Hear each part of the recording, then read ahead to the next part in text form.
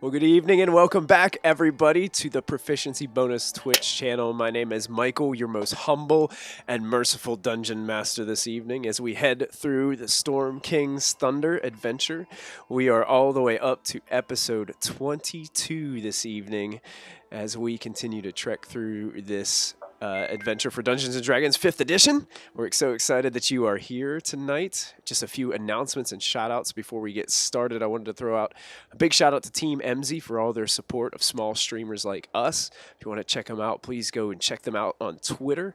Another huge shout out to Many Sided Dice for their awesome 5e magic item compendium, Lost Artifacts of Greygast. You need to go check it out. I believe there is a link to it, Matthew, if you want to catch that in our Twitch chat. There's a link to it that you guys can go and catch that at Drive Through RPG as well.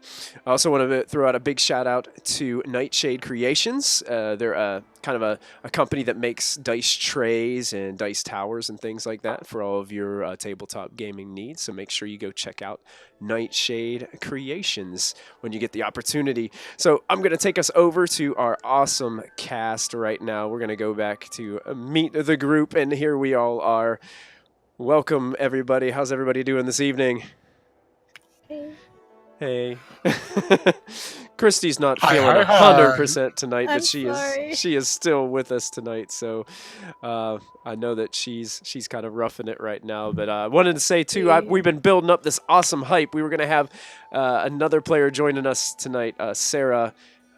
She's playing a character named Ashlyn, which you'll see on your screen up there.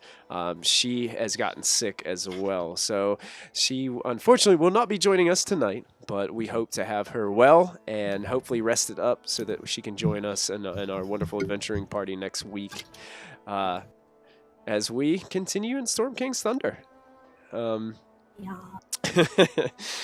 Where we left off last time, if you guys remember, in Bryn Shander, our heroes had helped to defend the city from a frost giant raid.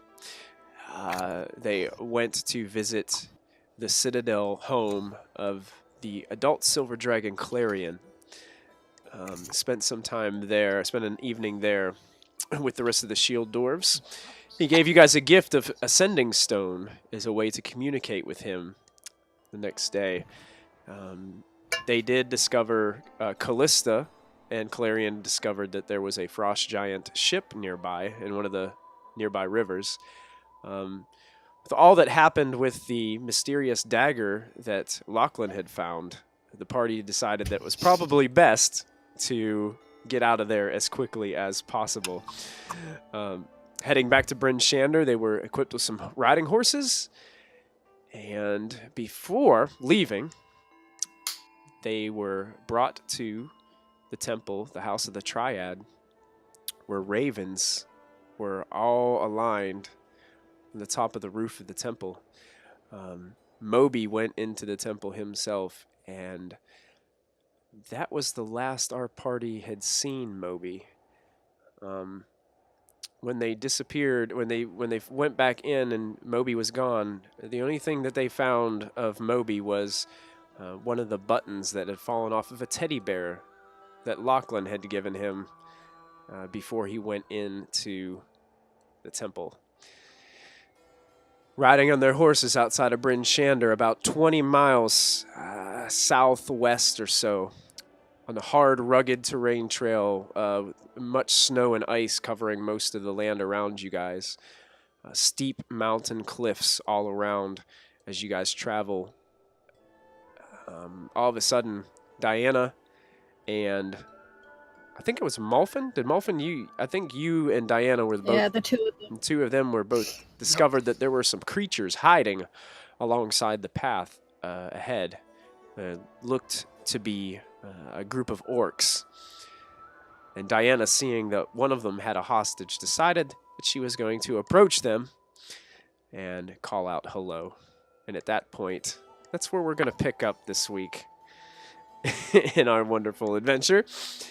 And we left off with a javelin being released from the hands of the front orc. And I'm going to go ahead and I'm going to take you guys over to a new map. So that way you guys can see a little bit, and I hope that this works. As I move you guys over, are you guys able to see? Ooh, yes, we can. Looks cold. It's On that same note, welcome, Josh. Yes. Welcome, Josh. I'm glad that you're joining us tonight, my friend. So the story is told. Would you guys all do me a favor and click on your tokens? And everyone roll initiative. Go ahead and click on your tokens so it'll add you guys to the order. Oh, great. We're off to a good start already, ladies and gentlemen. And I will go ahead and give us some different music to go with the wind that we've got going. Yeah. Oops. I'm a horsey. Did you click on the horse token? Nice. Sure. Diana Mulfin's horse goes after you.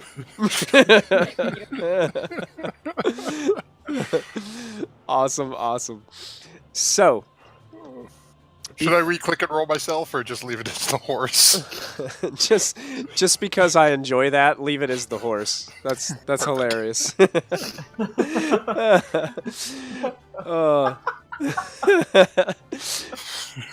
Awesome. The horse casts magic missile.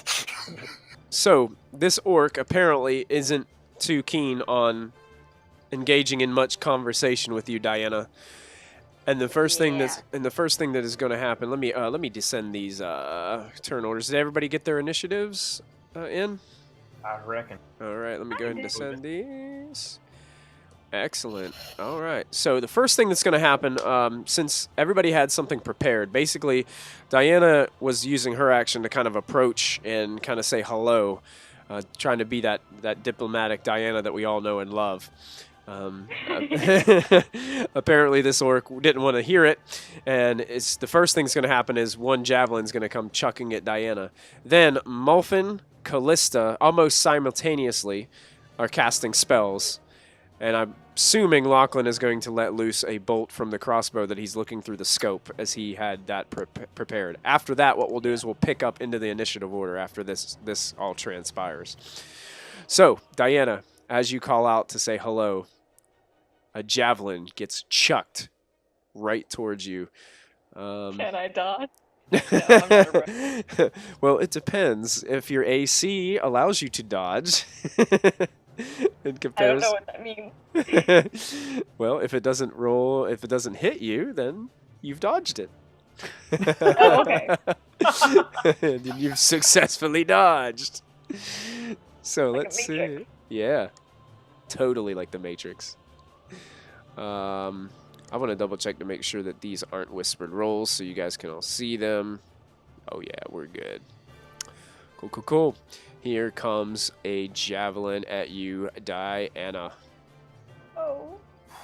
Yes, that is going to hit me. Oh, that's going to hit. And the javelin drives into your shoulder for 8 damage as you feel this just awful pain come about, and it just thriving through your body. Mulfin, what spell did you have prepared to unleash?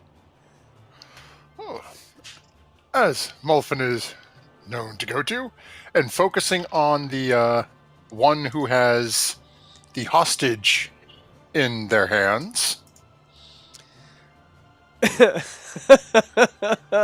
Oh, classic Molten. Here we go again. Here we go. So you're casting it on the one with the hostage. Yep, the one back here. Okay, so that was a 10-foot it's a square. Dexterity. Yep. So it's basically hitting the orc and the hostage. Why don't you go? Can you draw a square on the map where you want it to go? Yep. So we will go. Actually, I'll take it off gray so it's easier to see. I'll make it bright red, and we'll go. Why does that always make that bigger? Draw a rectangle. Why is it still gray? Okay, now just gonna snap it. I Yes. think it's because the square next to Your your color. name at the bottom, your color that you chose, is gray. So I think it'll always look gray for us. No, you should see red now, right? Yeah, I I see see it red. red now. Yeah. Okay. Yeah, it's red. So that's now. literally 10 by 10 block right there. Okay, so he has to make a dex save, He fails. and Ashlyn has to make a dex save. So I'm gonna roll a dex save for her. I'm trying to get these to stop covering up your videos. I apologize for that. Oh wow, she's got some dex. Let's see how that works. Nope. Oh, she fails too, with a plus Yeah. 8. My goodness. So both this orc back here and Ashlyn starts just frantically, their legs start moving rapidly all of a sudden, and you just see them, they almost slam back to back as it's like they just slide, their legs slide out and they're back to back just sitting there on their bottoms in this grease. Excellent, She can Molten. get away. Callista, almost simultaneously as this grease happens, you unleash your spell. Yep.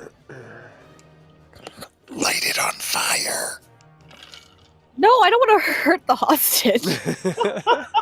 I have to wait till she escapes first. Conjure animals. I'm doing two dire wolves, please. 2 dire wolves. Okay. If you could, who's reading that spell right now? Where do they appear? Does they appear within like a range, or do they appear near you? Unoccupied spaces you can see within range. So Within within 60 feet. Within 60 feet. Okay. Where would you like them to appear? Right in front of these two. On top of the trees. Okay, here's one that pops up right there. And where'd you want the other one, Callista?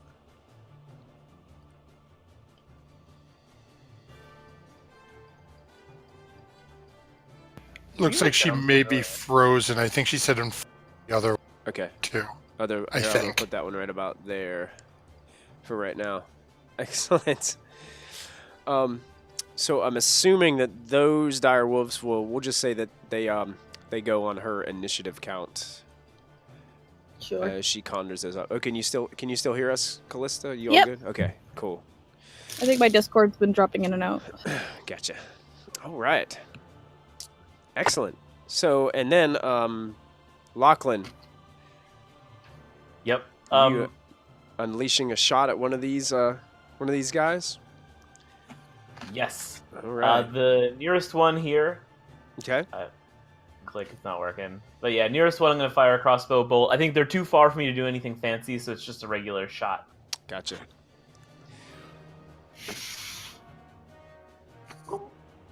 Oh. So as this shot goes firing off, you hear a grunt of pain as it makes contact. Go ahead and roll some damage for me, Lachlan. Wow. Wow. Yeah, you can hear the grunt of pain, even though its form is slightly behind this giant dire wolf now. Right as you take the shot, and you can see that you made some good impact with that shot from your crossbow. And now we go to the top of the order, which is Callista. Okay.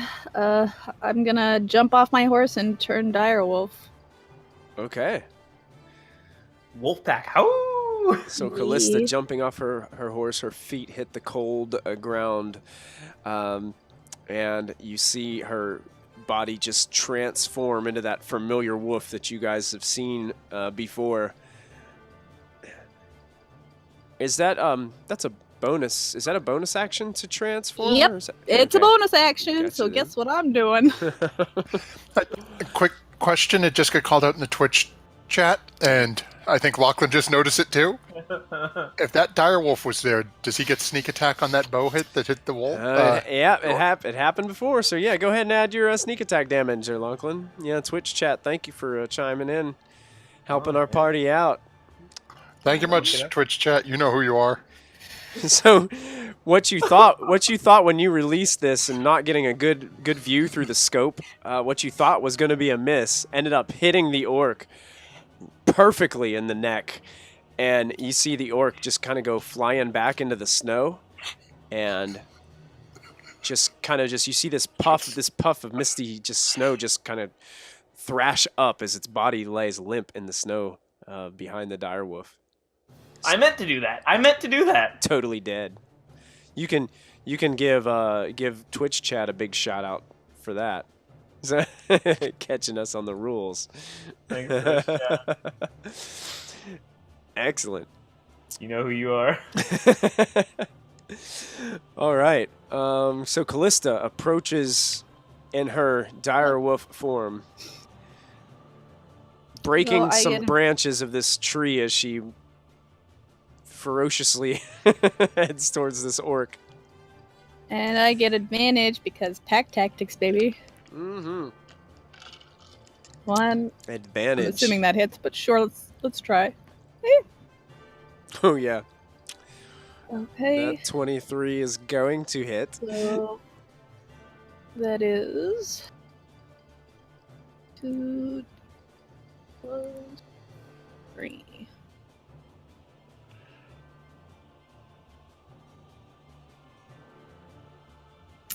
Ten. All right. So as Callista, I guess that's just a standard bite attack, right? Yes. So Callista just sinks her giant teeth into this orc, and you guys can hear the orc call out as this just piercing teeth just come into it. You can taste a little bit of blood kind of pouring into your mouth, Callista. He is still standing. That's okay. I still have my direwolves. All right. Yep. Your direwolves get to go ahead and take their turn. So the one that's right beside it gets pack tactics as well. All right. 1, 2. That hits. 2. As it also, as while Callista still got her fangs like into the body, Woo! and the other one just kind of latches onto the side of this orc, and you actually start to pull on it and tear some of the flesh off of the orc, and the orc just, you can feel it kind of just go limp in your mouth as the orc is no more. This one's going for this one. Okay. So this direwolf moves ahead, breaking some limbs as it comes across here. This orc is actually laying down prone, so you have advantage on this attack as well. Okay. Oh, yeah! Welcome to the grease. That one's gonna do it. Go ahead and roll double the dice for your damage on this one for that critical hit. Oh my goodness. Not great, but sure. All right. Yeah, this one, the orc is like still down on his behind, back to back with this this hostage character that seems to be blindfolded and bound. And then the jaws just come right down over the orc's head, and you guys can hear a muffled screams of the orc. But the orc still seems to have his legs and arms kicking, kind of like fighting to push away this dire wolf. All right. Anything else, Callista, for your turn? That's it. That will do it. So that brings us to Diana. Diana, you just took a javelin to the shoulder, but the orc that threw it is no more. Okay, good. I was gonna go help the hostage, but I think the big old dog has that handle. So I'm gonna go and attack this guy 25 feet in front of... Oh, I'm still on measuring stick. 25 feet in front of me, right there. Okay. And I'm going to inflict wounds at 2nd level. Ooh. Yeah. And I just gotta click the button for it. So I imagine Diana approaching very... Oh! That'll do. Ah, yes. That will hurt. You can go ahead and click on that inflict wounds for your... Okay. So Diana basically... You're like, Diana like pulls the javelin out as she's walking towards this orc, and she's reciting these incantations with this anger in her face, and takes her hand, Ooh. puts it right on this Ooh. orc's head, and Diana, basically you just see the orc's flesh just start to shrivel, and its eyes roll back into the back of its head and go completely white, and it almost looks like just skin is on top of its skeletal form underneath, and it falls limp into the snow, almost like this weird, it just doesn't seem to have any like muscle structure at all. It's just this pile of goopy skin with bones underneath it. This is Because crazy. that was a crazy mass amount of damage you just did right there. Wow. 51 this real freaking life? points. You killed. Holy crap! You killed. Girl. You killed this thing twice. Holy crap! like, Throw me at the next dragon. I mean, double its hit points twice. It was. That was bad. Wow. Wow. So, and then, like, Diana, you're just like, wow, I just didn't know I had that in me. Okay. Okay. She jumps back, like afraid of her own hand. Can I touch people now? Can you what? Can I touch people now? I don't Was that? These hands are classified weapons. No, I'm done with my turn now. That was yes. Spencer bonus action, just staring at her own hand. All right. Next is going to be the captive. The captive, hearing that something is not going right, actually can reach up, and she takes the piece of leather that's over her eyes and just kind of rips it off. Even though her hands are bound, she kind of can grab it and rip it off. And she starts to look all around, and she sees all this chaos that's happening. She's going to try to use a strength check to basically. She's got this rope leash that's kind of wrapped around her neck, and the other orc kind of had it in his hand, but I imagine he would have dropped it when the dire wolf basically tried to take its head off. So she's actually going to try to unbind her wrists. So I'm going to go ahead and make a strength check for her. Dun, dun, dun, dun, dun, dun. So we'll call this athletics. She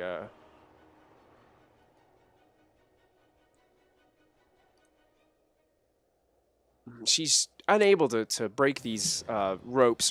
They must be just thick and tightly tied around her wrists. But she sees that she has an opportunity to get away from the threat of the orc.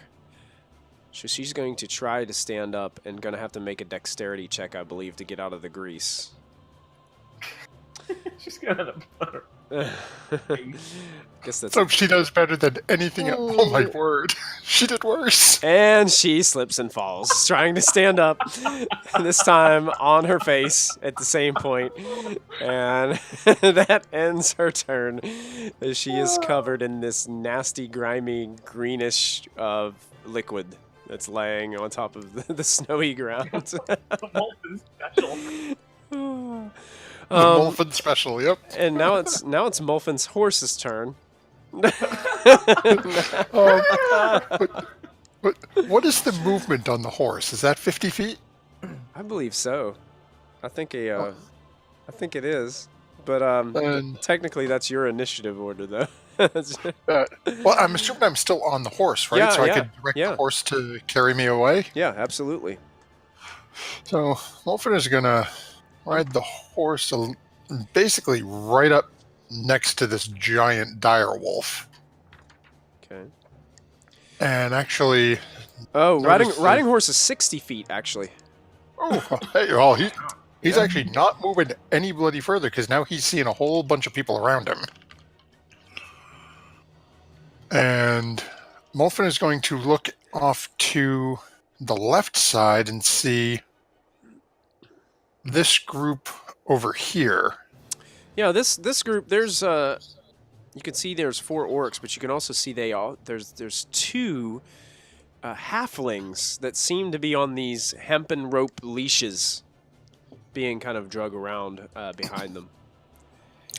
Can I see, is one of them holding both leashes, or different people holding them? Seems like, let me see if I can, I'm trying to click. This one's holding one right here, Oh, okay. and the one right next to it right here is holding one. Oh, okay. Then Mulfin's going to pick this one right here. Okay. And cast Earthen Grasp. All right. And going to summon it right smack in front of him. Okay. You cause a hand to crush. Oh, it has the. Oh, so it's going to basically. It's like a hand that comes out of the ground and grabs the creature. Yep. That is cool. Go ahead and just describe that for us as I get ready to make this. Is that a strength save? Yep. So as Mulfin reaches out again, one hand on the staff and one hand reaching forward, a basically dirt and stone colored, much like his mage hand, sort of withered old man hand comes reaching up out of the ground, reaches out and grabs out. It's definitely going to get him. Towards this orc. And let's see. And it just failed save. It's 2d6, so 7 damage. 7 damage. All right, yeah. It's this hand, it just squeezes the orc, kind of pinning his arms to his sides. And you see that the rope that he had in his hand falls down to the ground beside him. And yeah, you definitely have him in the grasp of this hand that's not only made of earth, but there's still some snow and ice kind of attached to it as well, as it appears. All right, excellent. And then as a free action, I want to tell Putra to go find Callista. Okay. That's it. All right. Excellent. So now we go to these two halflings. Now that they're seeing this happen, the one sees that the rope has been dropped. He's going to run over to, it looks like an older halfling. Older male halfling. He's going to try to kind of pull him away from the other orc. We'll see how this goes. Gotta find my stat block for these wonderful. I don't think it's very good for them.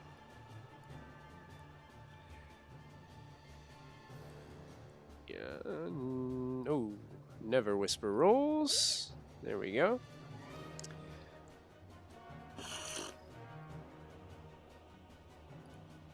I'm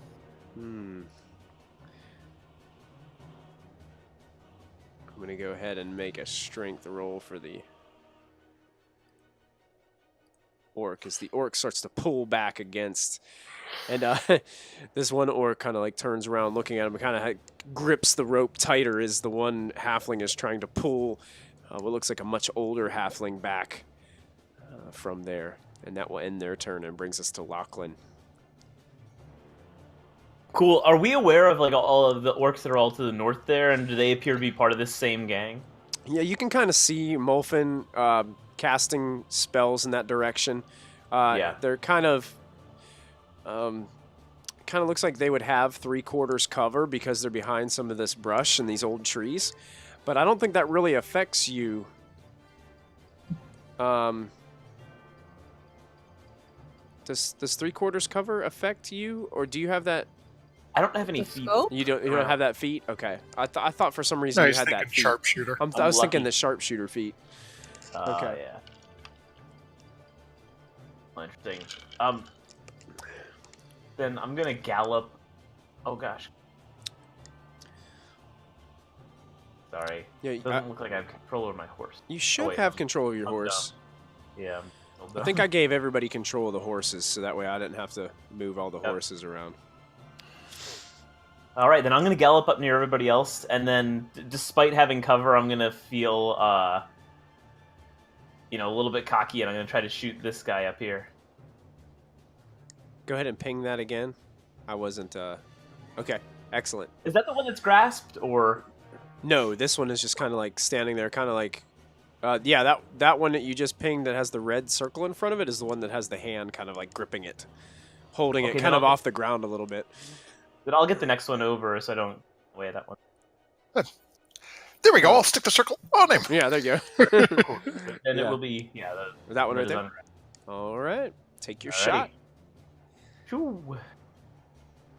All right, that one will miss as the bolt goes. It actually kind of hits a couple of the branches of that shrubbery in front of him, and just knocks it off its trajectory and just throws it down into the snow. Cool. And turn. End turn. All right. All right. Now we've got the orcs. This first orc, having this dire wolf kind of all on top of him, is going to try to attack the dire wolf with his great axe. I believe because he is prone, he has disadvantage on the attack. So here comes a great axe to the dire wolf. I believe that will hit. That's Yep. mighty hacky. Yeah, so he as this dire wolf is just kind of chomping away, he takes his axe and just puts it into kind of like right behind the shoulder blade area of this wolf. And the wolf cries out a ear-piercing howl in pain. And he's going to use half of his movement to stand up. And he's going to try to... he's going to try to go. He's going to try to run back a little bit. Because he sees that all of his group up front has been decimated. So he's going to pick up the rope and try to run back to this other orc here. So if you want to, Callista, that dire wolf can take an attack of opportunity. But before we do that, wait, if he slips and falls in the grease, would she still get the attack of opportunity, Matthew, on that? Or would it be just kind of like it would end its movement? I would guess I would say that would be DM's rule. Technically, Gotcha. if it falls, it's not leaving the area. Yeah, it's not technically leaving the area. Let me go ahead and roll the dex first. See what happens as it tries to. Yeah, if it falls back down, so it's just basically lying in wait now, Callista. It tries to reach down and it stands back up, tries to reach down and grab the rope that Ashlyn has wrapped around her neck, the leash, and just slips all over again and just slams down right. Basically, You leave when Muffin tells you to leave. it's kind of basically the orc is spooning Ashlyn in this puddle of grease on the ground. It's romantic. We're breaking up their honeymoon. Oh my goodness. The other orcs are all going to start taking their actions now. So they can move about 30 feet. So this one is going to move.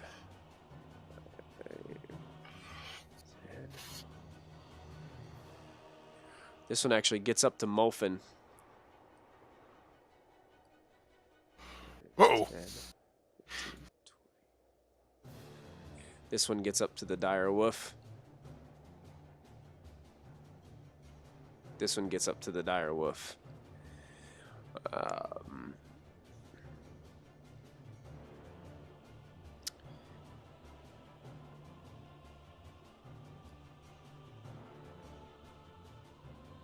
This one charges out onto the road.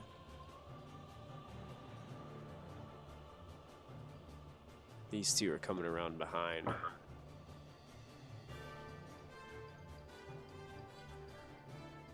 All right. So we got two great axes coming at the dire wolf. So I'll go ahead and do those first. As these two orcs approach, great axes above their head and start to swing towards the massive wolf in front of them. So here comes the first great axe, and then the second. Second one doesn't hit, the first one does. First one is going to slash into for, wow, 15 points of damage. So you can see the blood start to splatter out onto the snow from the wolf as it takes massive amount of damage. The wolf seems to be pretty hurt at this point. Now He's still up, though. he's still up. Yep. Now Molfin, you see one kind of come out of the shrubbery to your left, the one kind of standing beside the one you just grappled, wielding its great axe and these things stand pretty tall, so it's able to kind of reach up over top where you're sitting and just drive the axe towards you.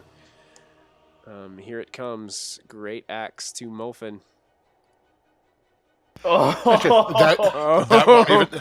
That won't even help. So Molfin trying to cast a magical shield on himself. It seems to be just a second too late as the axe is already past where the shield gets casted, and it drives into your flesh with a lot of pain for 14 slashing damage as the blade just swipes across your chest, Molfin. I'm sorry, I was looking things up and forgot I had warding flare. And down goes the hand. Oh, the hand lets go of the orc back here, dropping him down to the ground. He doesn't look very happy. Wolfen's our tank. No big deal. Diana and Callista, you are both going to get a javelin, but I believe they might be at long range. 35 feet. Yes, Callista's. That one's gonna be at disadvantage, and they're both gonna be at disadvantage. So, 2 thrown javelins coming at you at disadvantage. First one to Callista, second one to Diana. Oh, it misses me. So do you have the AC of the dire wolf right now, Callista, right? Yep, it hits. So Yep. yeah, one of the javelins drives into Callista's dire wolf form, dealing 5 piercing damage. Not too much. And the other one, Diana, it goes sailing over your head and sinks into the icy road behind you. These two back here are just going to kind of wrestle with the prisoners. The other orc is going to try to regain control of the other one, kind of picks up the rope and just tries to pull it and yank it. You see that he yanks it kind of hard, and the one halfling just kind of falls down into the snow on his face with a little yelp. And that brings us back to the top of the order with Callista again. Okay. This wolf is going for this one again, Okay. so it's advantage. Yes.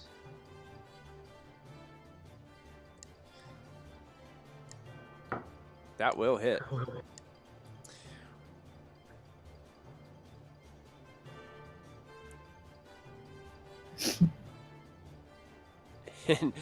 and as the orc kind of rolls over, you see his face just get really bright-eyed, and he lets out a scream as the dire wolf just comes down and just chomps down onto the orc. And you see that his form stops moving. And he lies there motionless in the puddle of grease. Okay. This wolf is going around and going after this one. Which one? Point This to it again? This wolf is going after this one, but he's going around the grease. He has Okay. 50 movement. Okay. To do it. Oh yeah, he can make it. So he comes running around the grease, preparing to attack. And that will definitely hit. My goodness, those wolves are rolling very well.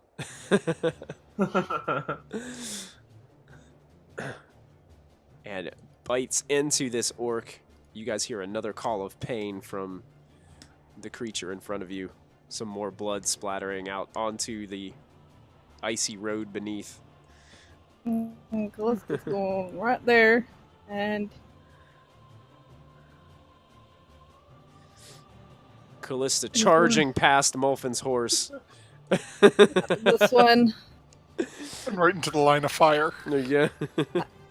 Well, at least they'll go after me and not you.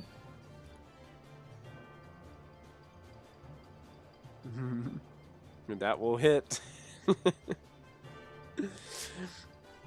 As Callista takes another bite out of another one of our victims here. Does a significant amount of damage as you tear some of the armor, the kind of tattered leather armor that these guys are wearing. You kind of tear some of it away and shake it back and forth within your mouth. Awesome. Anything else you'd like to do, Callista? Nice. Oh, I've been doing something wrong. I need both of those guys to do DC strength saving throws. These two. Oh, both those guys? Okay. Yep. Strength saves. Could you knock them prone with a bite attack? Yep. Okay.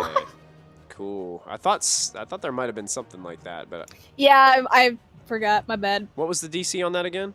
13. 13. So I made 2 strength saves. Oh, they're okay. They're okay. Yeah, they're able to hold their ground as you're kind of just taking chunks out of these guys. My goodness, left and right, little orc bites.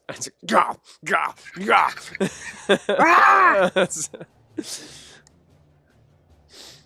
Oh my goodness, Callista's chewing people up. That brings that brings us to Diana. All right, Diana finally waking up from looking at her spell list is Yeah. gonna. Who needs healing the most? Probably Molfin. I think Okay. Molfin and you have been the only ones that have been damaged, I believe, other than that dire wolf. But Actually, that's a good point. I think Diana's a little squishier than Molpin, isn't she? I think she is a little squishier. Tank wizard. Muscle Wizard casts fist. Muscle wizard cast fist. I love it. I'm going to cast Healing Word on Molfin. So Okay. it's better. So Diana Most appreciated. begins to pray some incantations and starts reaching out to Ilmater.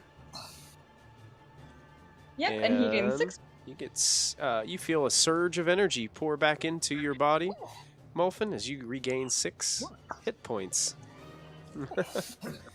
And that was a bonus action, so I'm going to move Excellent. like 15 or so feet over here, or Okay. right there. And if I do a You probably spell, you as probably won't bonus- be you probably won't be able to go there because that dire wolf is actually taking all that space. Like those wolves are Sorry. Those wolves are huge. Cool.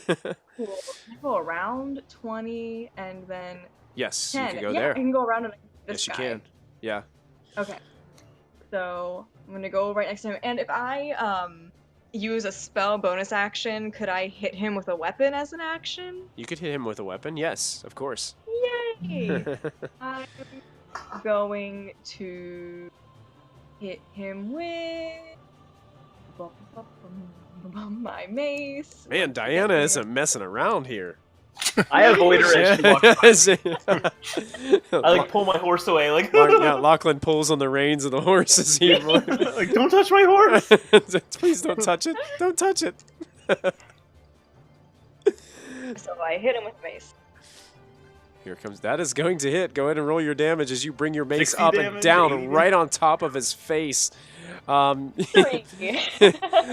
You feel the impact, and it kind of bounces off of his head a bit, and you see like a little bit of blood start to leak down his forehead as he looks at you and just gets this very angry look in his face Yeah. as you bop him. Bite me. I bop him. It's like those gopher things in the arcade. Let's go for things in the arcade. Yeah. Whack-a-mole. Whack-a-mole, that's it, yeah. Awesome. End turn. Diana, you're feeling like super confident after like sucking the life out of that orc. You walk up and you're like, "Oh man, I can do this again," and like, bink, and just. Quick, let me touch him. Let me touch him. She forgets her strength is 10. All right. So Ashlyn is no longer restrained from this orc, although she's lying in this nasty grease that is still there. She's going to crawl out of the grease. She crawls this way, so that'll be kind of a 10 feet of her movement there, and she's going to continue to crawl. She's just going to crawl this way and then move over towards like this bush over here, all while trying to break the ropes that are kind of hiding her or kind of linking her arms together. So she's going to try to break these once again. We'll go with athletics as she tries to pull them apart. And she still cannot break these bindings. She's can't get them to come loose. So Molfin, you just took a nasty shot with an axe, but you feel a little bit better as you feel the blessing of Ilmater just kind of surround you. Molfin's just going to sort of rub the shoulder and neck where he got smacked. And you got really excited too because you saw like Diana charge, and then you saw her like reach up with this massive mace shot, and then all of a sudden it's like boop, and just like this little lump appears on the orc's head as it gets really angry.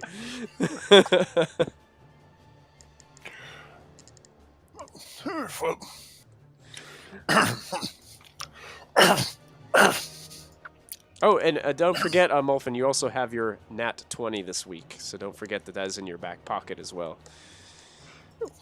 I have a failure to roll, so let's try this again. Token. There we go. What? So as Molfin is rubbing his neck a little bit, shoulder where he got hacked, is going to cast Dragon's Breath on himself. Awesome. And bonus action. giving himself the ability to spew poison breath in a 15-foot cone. Oh my god. Is it possible to, given how close everyone is to this orc right in front of me, to nail this guy right in front of me and miss the two ladies? Let me see something really fast. In Xanathar's guide, they redid these cones and stuff in here. So I want to double check and see. Oh, that's right. I forgot they did the new they version have, in Xanathar's where they have the like the drawing of the cone or the actual like how to do it with blocks. How to do it with blocks, and that's what we're looking at right now because we're looking at basically minis on a map. So let's see. I want to say yes because you're so close. But does it work like a ranged spell though? Or like if you're standing right next to it, you'd have disadvantage? No, it's literally like Dragon's Breath. It's a dexterity save for the it'd target. be a save for the creature. Yeah. Yeah. Huh. I can't find the page where this is all on in here. I remember. I knew it was in here. Yeah. And I want to be able to use this awesome new book. So. Oh, here it is. Hey, I was about to say, hey, Twitch chat, help us out if you got a copy of the book. Here it is.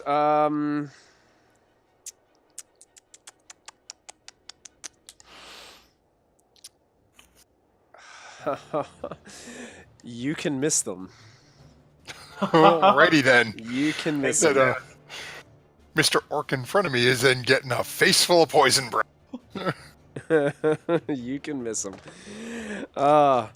Okay. So he has a...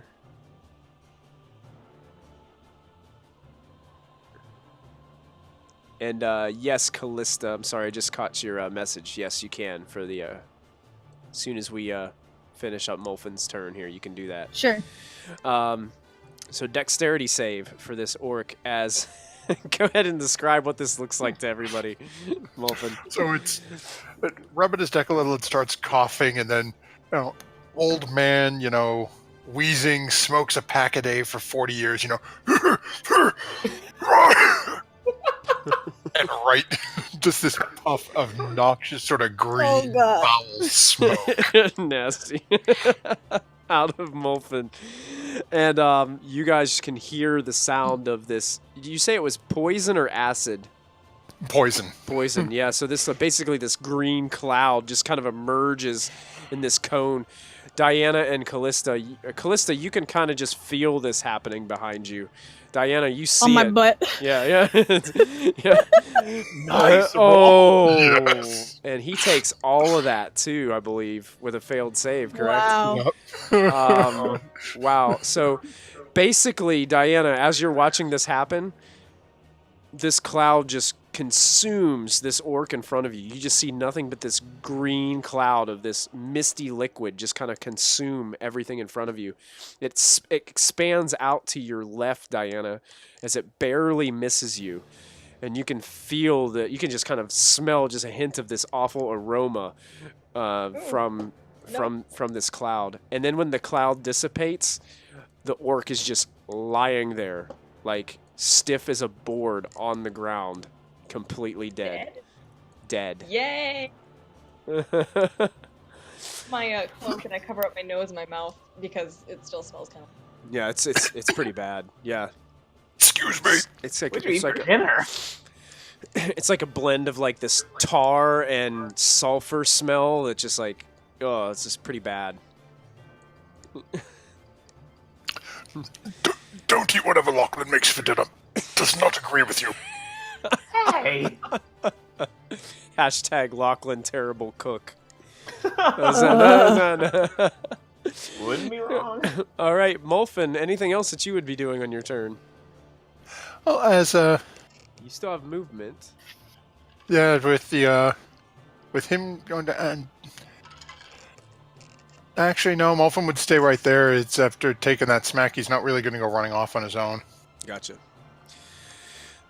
All right, the two halflings are really kind of struggling back here to get free from these orcs. One of them is going to try to. One of them like tries to kick one of the orcs, but it's like a pitiful attempt, and it doesn't even come close. We had some extra damage to give. So to they both take an extra 2. these two up here. Yeah, the Okay. ones between us. Gotcha. Yeah, she had said that they actually were supposed I to thought I do an clicked extra it, but- extra die worth, so we're gonna take Yeah. that. So they are still up, but That's fine. Especially the one on the right is not. They're both kind of looking pretty harsh. Lachlan, you are up. Alrighty. The one here in the road that I'm pointing at. Yeah, he's kind of approaching you guys with a. He's got another javelin in his hands. He's kind of getting ready to chuck it at somebody. All right, seeing that javelin, I'm gonna kind of ready aim fire on him. All right. That will hit as Ooh. the crossbow bolt leaves. And then I think I also get my right. He's within my 40-foot range for. If he's within your 40-foot range, sure. Yes. All right. So as you look, whoa! Yeah, you're looking through him in scope. He's got his javelin ready, and all of a sudden, you watch in your scope as the bolt just goes flying towards him. You just see the back of his bolt hits him right between the eyes, and he goes flying back. The javelin flies into the air as he lands on his back in the middle of the road, completely destroyed. I blow on the end of my crossbow. Nice. That brings us back to the orcs. Things are not going well for them, but they are not smart. We got this, guys. The two in the back decide that the wrestling around with these two is not really worth it. They kind of drop the ropes and start. This one kind of charges through the brush here. 10 and can make it right up to Diana. This one does the same thing, but this one heads towards Callista as they charge forward. So Diana and Callista, you both are getting a great axe as they come forward. First one to Diana, second one to Callista as they strike down. I believe both of those are going to hit. Yep. Diana, you take 12 slashing as you're still kind of watching this cloud of poison dissipate. The one almost appears out of that cloud and just strikes across your left side with his great axe. Callista, kind of like the same thing happens to you as they both kind of almost run simultaneously forward, hacking their axes into your flesh. This other orc is going to attack you as well, Callista, and the other one is going to attack this injured dire wolf, both with great axes. This one? Yes, that one. Mm-hmm. Okay. Yeah, so you will get the first one, Callista, and then Sure. the dire wolf will get the second. Second one does not hit. The first one hits me. First one hits you, so you take another 10 slashing as this great axe swipes across right kind of underneath your neck area, taking some of your dire wolf fur off underneath your neck. These two orcs, they're going to continue to make their way this way. 10, 15, 20, 25, 30. One's going to chuck a javelin at Lachlan.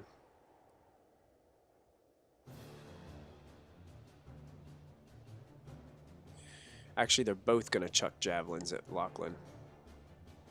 And they're within range, so these will be normal ranged attacks for these orcs as they get ready. Here comes the first, and here comes the second, Lachlan. Those would both hit. Oh, as both javelins strike Lachlan. Oh, dealing a total of 8 points of damage. You've got 2 sticking out of your right side as you're still blowing the end of your crossbow from those those hits. It's like Ace Ventura. Exactly. Yes. They hit you. They hit you kind of in that right leg. You know, they didn't do a ton of damage, but definitely enough for you to feel it. Yep. Awesome. Excellent. So that ends all of their turns. And we now go to the top of the order with Callista and her wolf friends. This one's doing this one.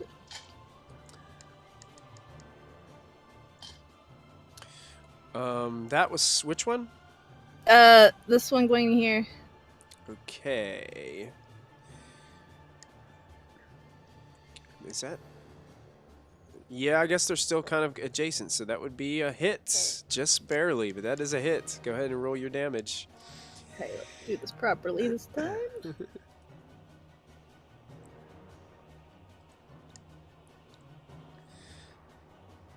All right, as the dire wolf bites into this orc, you guys hear another cry of pain as this orc falls over onto the ground. And this dark, almost black-looking blood kind of seeps out onto the road. It's dead. Yes. Okay. That wolf still has some movement if you'd like to expend it. Yeah. Let's move him here so I can get advantage. To there. To there? Okay. Yep. So he's going to move over here, consuming the middle of the road there. Okay. This guy's going for this one. Okay. Ooh, well, I don't even need to reroll that one. Yeah, that's going to be a good one. Yeah.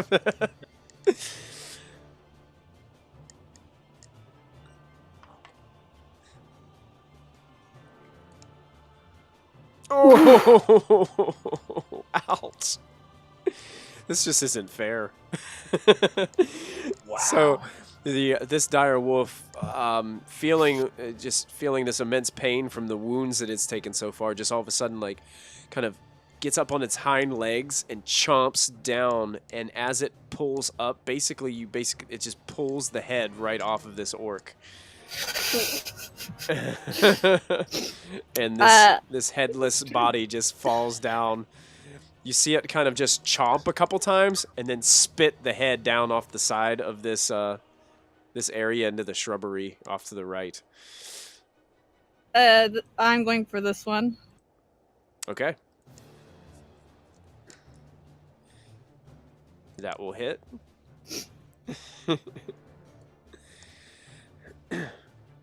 Even on disadvantage, that would have hit. Chomping away. So another 8 points to this one. And that is just enough. As you chomp into this one too, it leaves out one final cry. And falls down as he... And this direwolf's gonna move to here. He's gonna move over there? Yep. Okay, he moves up here. And approaches this other orc running up very quickly. Alright. Any movement for you, Callista?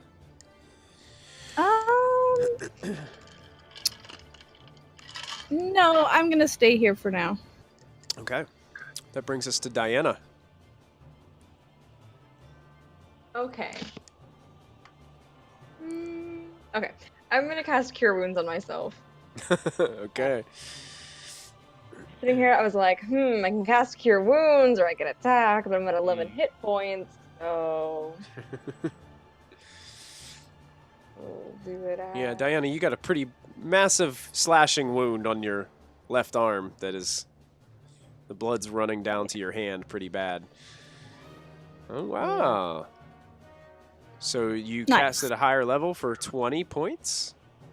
Awesome. Nice. And back up to my usual.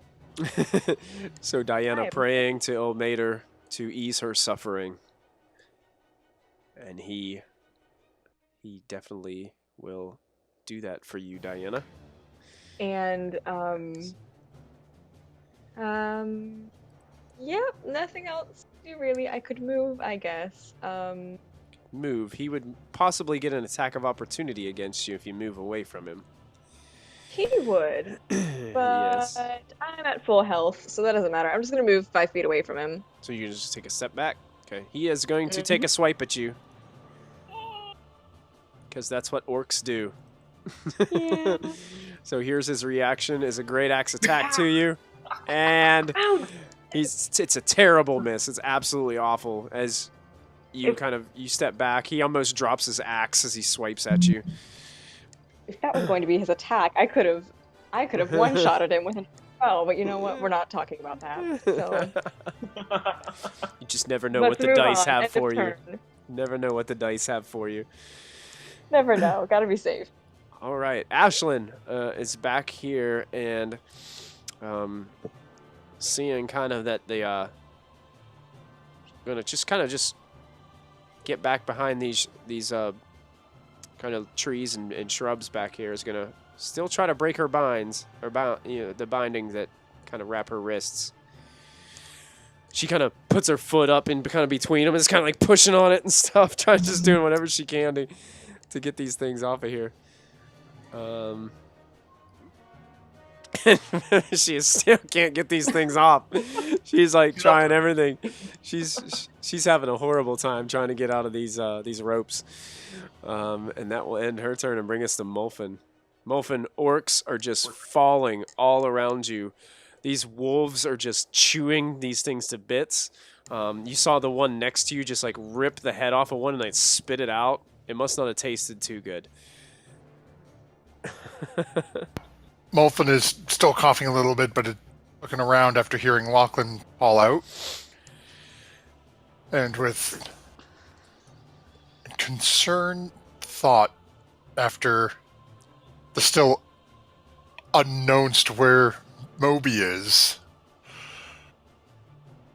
going to turn and direct the horse to charge southeast towards these orcs, yelling, Stay away from my family! And once more, with the same belching hack, is going to spew poison gas back at the two in front of him.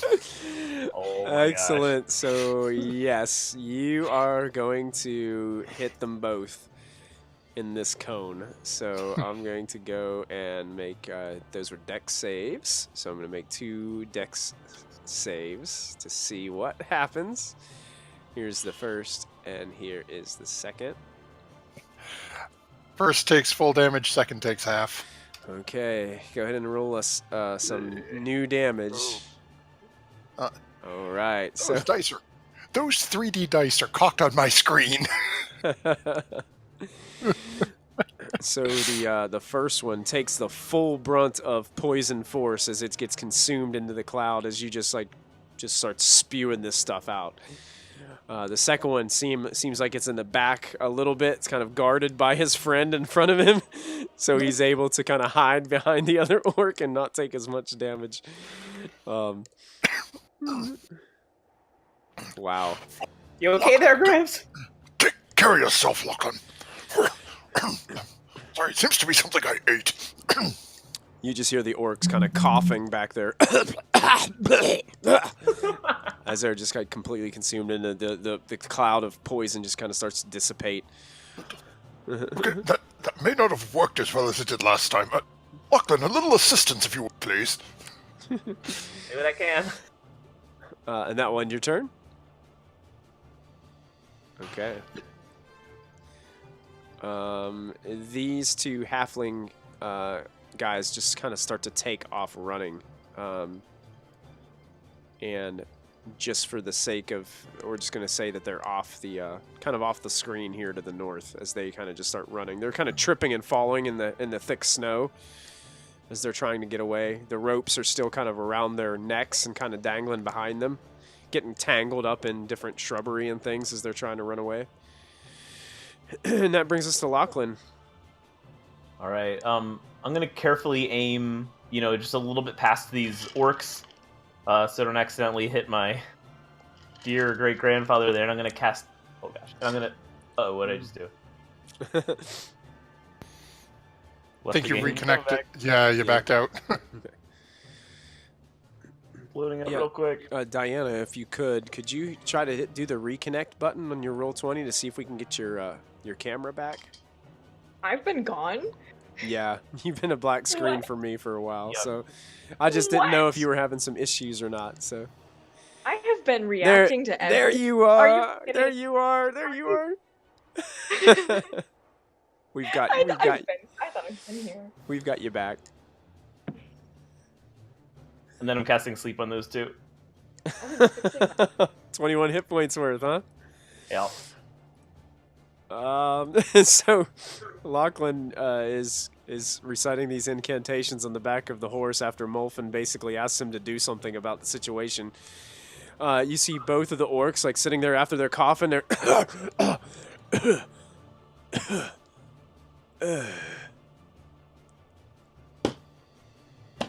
and they both fall face first into the snow and just passed out, both basically snoring as they are both asleep. I look over at Gramps and that's the end of my turn. Nice. This orc turns to face this other dire wolf. It takes a swipe at the injured dire wolf with his great axe. So he's going to swipe. This one? Yeah, that one. Mm-hmm. Okay. And deals 10 points of slashing damage coming across the wolf as he is approaching menacingly. Takes a swipe, hits him kind of right across the face with this axe. Not nice. That poor wolf is not looking in still good standing, shape, but but he he's- is still standing. He's bleeding everywhere from Oh, baby. slashes and cuts and all this stuff, but he is still up. And that's the other two orcs are asleep. I don't think they get to make any saves or anything against that spell. I think they're just asleep. Yeah, until something damages them or tries to wake them or up. a friend wakes them up. Yeah. Yeah, so they're snoozing. That brings us back to Callista and friends. Well,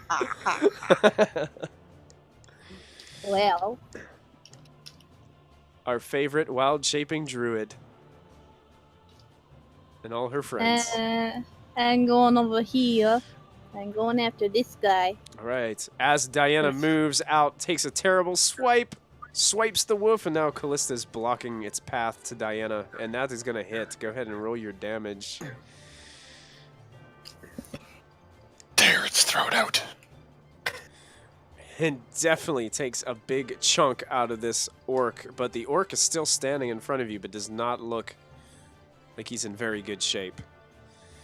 It's okay. The one it hurt is going to attack it too now. Oh boy. Whoa. Oh boy. Oh boy. Oh boy. Yes, you can roll your damage for this dire wolf as it also takes a bite. And as it chomps down Diana, you can see that both of these wolves, it's kind of like one of those weird scenes where Callista kind of almost blocks your view of what is actually happening.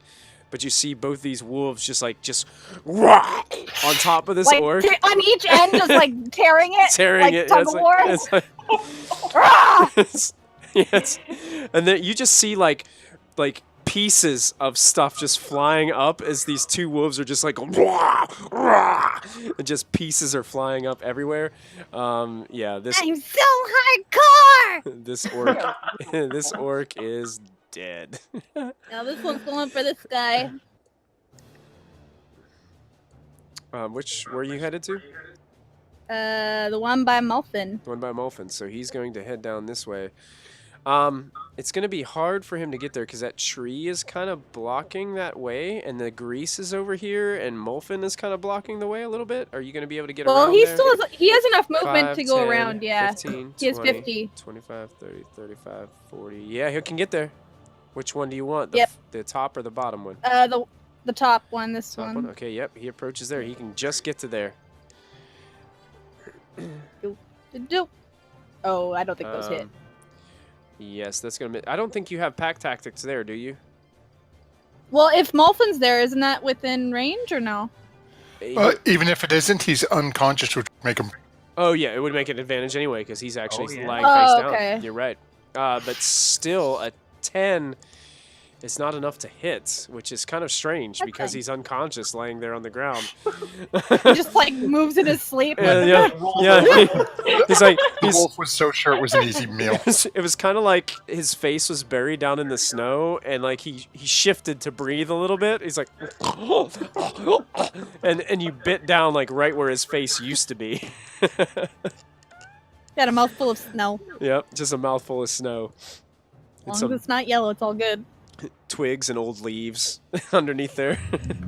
Nom, nom. All right, is that the end of all of your friends' turns? Yeah, I'm gonna get, since I still have movement.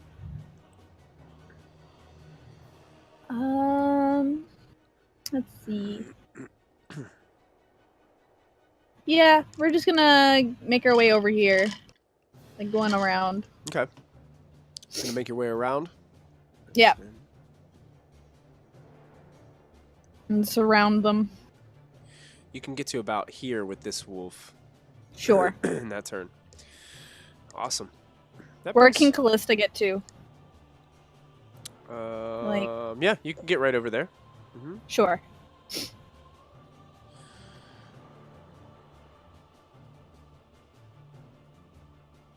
Yeah, you can get you can get there. Yeah, you can get to there. Yeah. Yeah. Okay. All right, that brings us to Diana. Okay, I'm gonna walk over here if I can. Can I get there? Is the horse in the way? Because you're not like on a horse, I would say you could probably kind of squeeze in between Lachlan and Muffin's horses there. You'd better be okay. These wolves it'd be harder for them because they just take up so much space. They're huge. Yeah. Okay, and I just want to ask the party: are we killing these guys or tying The them dogs up? are growling. They want to just rip them apart. So Okay.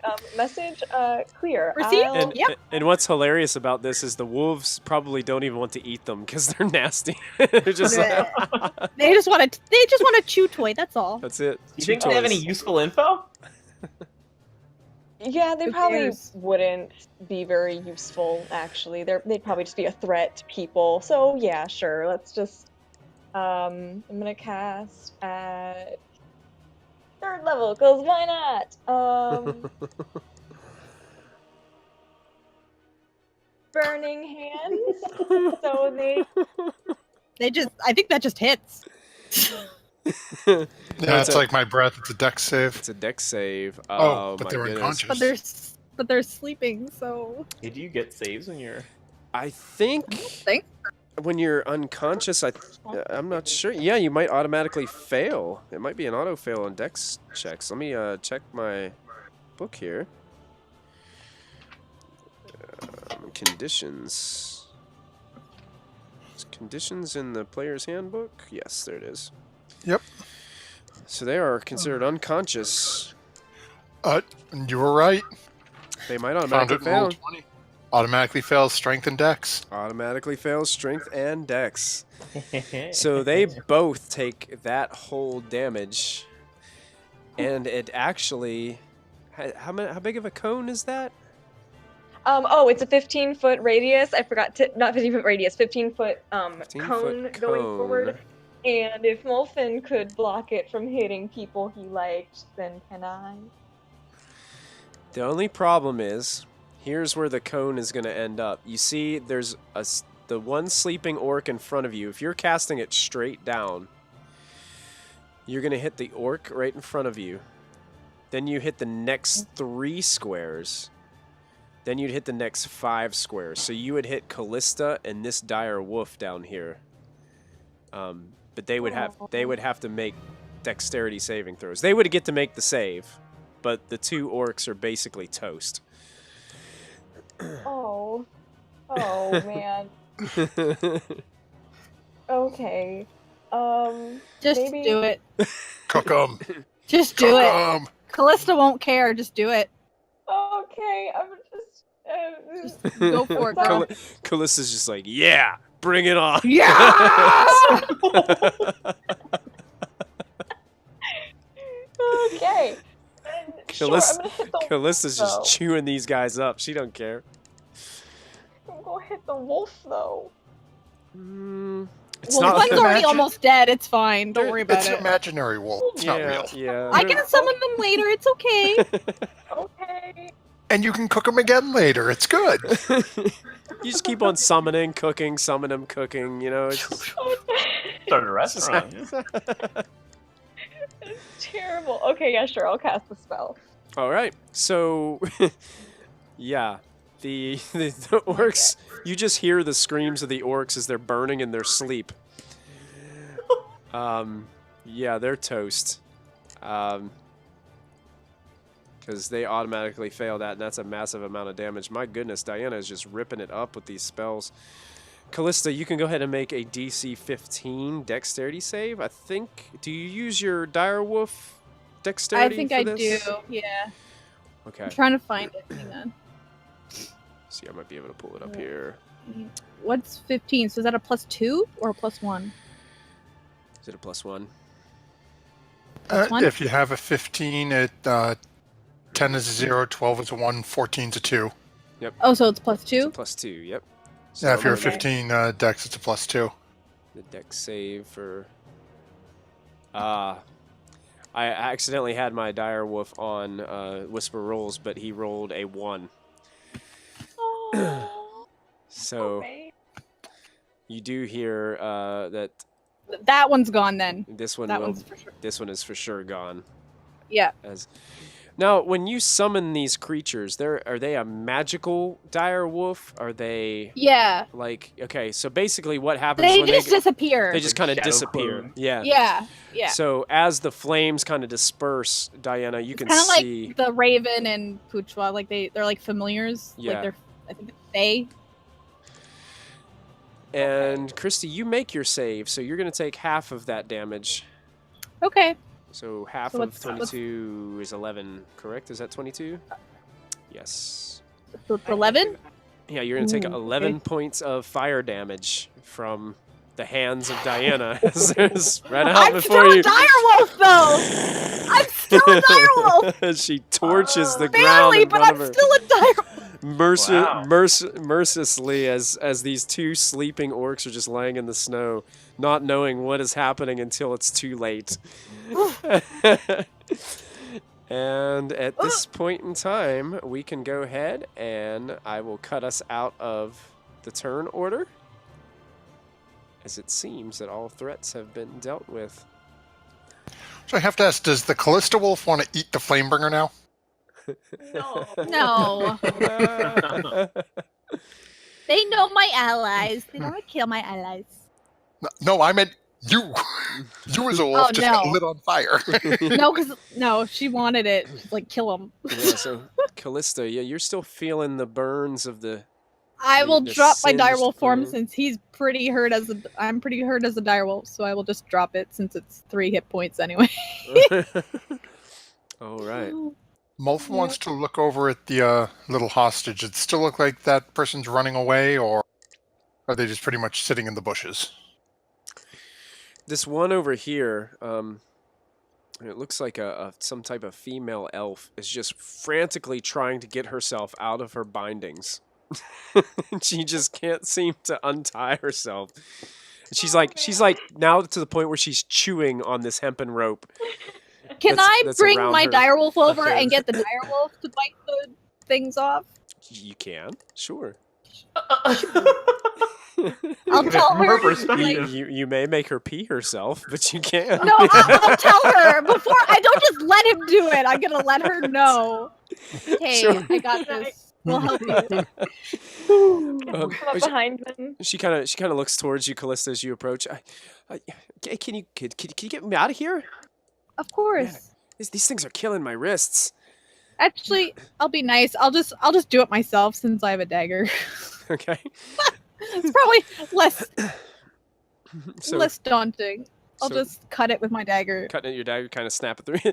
It's kind of funny. She's been trying this whole time to like get these things unbound, and you just go like, it's just like no problem. You just cut right through it. She just looks at it and goes, "Huh, I wonder." Well, thank you so much. Are And you she- okay? Yeah, I'm just fine. Just my neck, and you can see that she's like rubbing the rope around her neck, and she starts to kind of like untie the rope that's around her neck, and you can see this terrible rope burn. Is she injured? Around her neck? Diana. Other than the rope burn that you see kind of like on her wrists and on her neck, it doesn't seem like she took many injuries. She's covered in grease Okay. Oh. I can't help with that. And she kind of like starts to kind of look around and kind of assess the situation. She looks towards you, Callista, and say, "That's a mighty cool trick you did there. You took care of those orcs with no problem." Yeah, that was something we've been doing a lot recently. If you excuse me, I need to go check something really quick. And she starts walking over towards this orc that's laying in the grease over here, and basically just starts rummaging through this big pack that he had on his back, and starts like, "Oh, it's I know it's in here. It's got, oh, there it is." And she pulls out this quarterstaff. She's like, "There it is," and she starts swinging it around, twirling it in her hands, and then kind of puts it behind her back, and then starts like rummaging through, kind of pulls out this backpack. I say, they took all my stuff. Oh. Do you want us to help you look for it? Yeah, let's loot the bodies. Wait. I like it. After hearing Jump off Diana my say horse. looting the body, she kind of looks and kind of cocks her head sideways. And Diana? Ashlyn? What? Diana! Oh, it's been years, hasn't it? God, yeah. Whoa, you got taller? Oh my god! Well, it's been a long time since we saw each other. I mean, I was a child. Yeah. Of course, I got taller. I would hope I did. Yeah, you were like, what, like 10? I was like 6, so that's like, you were practically 3 in human years, but Well, it's great to see you again. Yeah. I was hoping I would find you guys safe and sound. I mean, I've been traveling for quite a long time looking for you. For me? Yeah, I've been looking for you. Diana, you know Why? her? Oh, yeah, Callista, this is, one of my friends from, back with my tribe in, the Ardeep Forest. I mean, she went away, I went away eventually. It's great to see you again. I'll go up Okay. and hug her. And she embraces you with this huge hug back, like she's Oh, almost squeezing a little too hard. It's like one of the. yeah. And then she kind of looks over at Callista. She's like, "Hey, we used to play together all the time. We used to go out into the forest, our deep forest, out by the Silver Glade, and we used to just play all these fun games and swing from the trees and the vines. Oh, we had No, swinging such a from the good trees. time." Yeah. No, swinging from the trees is really dangerous. No one should do that. Never, ever, ever. What are you talking about, Diana? You used to do that stuff all the time. Yeah, no, not anymore. We grow up eventually, and it's better not to talk about it. But it's swinging from the trees, I mean. Everything else is just fine. But yeah. Can I insight Diana? Sure. Yeah, go ahead. You can insight Diana. Sure. Hi. I'm so confused right now. Ashlyn is continuing to rummage through this pack and picking out things, and that's mine. Ugh, seriously, it's got filth all over it. Ugh, and she's like packing all this stuff, and are you trying to be deceptive towards Callista or hide anything from her, Diana? I don't know. She's technically. no. I mean, She just seems like she doesn't want to talk about too much about yeah, back then. like I have So she's like, like, "What is?" issues with my family back home. That's what it is. Okay. Okay. I don't know. How would I roll for that? I mean, I don't know. It's kind of like. I think it is deception in a way. Yeah, I think it is kind of a deceptive kind of thing. So go ahead, you can roll deception if you want to try to continue to hide it. Okay. Should be hard. All you got to do is beat that 11. Just gotta beat the Yeah, it's not very good. Roll a 1. Ah, you're fine. Oh yeah. Oh, Yeah. thank God. Yeah. Callista kind of gives you an awkward look at a moment, and then kind of shrugs it off. Yeah. It just Diana's kind of awkward a lot. seems like you got now. This is just Diana. Diana's giddiness. Now another party member that's giddy. It's like all this giddiness is just too much for Callista. Yeah, way too. Callista's like very quiet all of a sudden. Lachlan and Mulfin, what are you guys doing during this as Ashlyn and Diana are kind of having a moment, and Callista's kind of watching from a nice 15-20 foot distance? Yep. Looting. Looting. Oh, you guys are looting? Mulfin I'll came over to probably chit chat with Lachlan as we didn't text. Okay. A little confused about the whole. I'm just trying to make sense out of this strange occurrence where, Okay, go ahead and have some conversation between Lachlan and Mulfin as I find out what you find.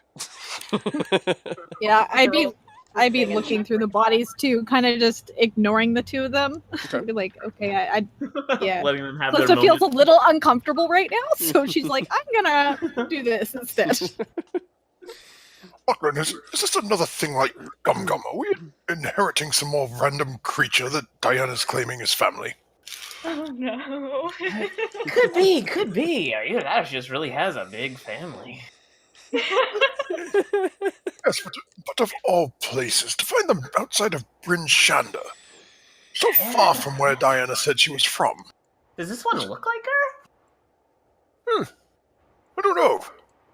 Does she look like Diana?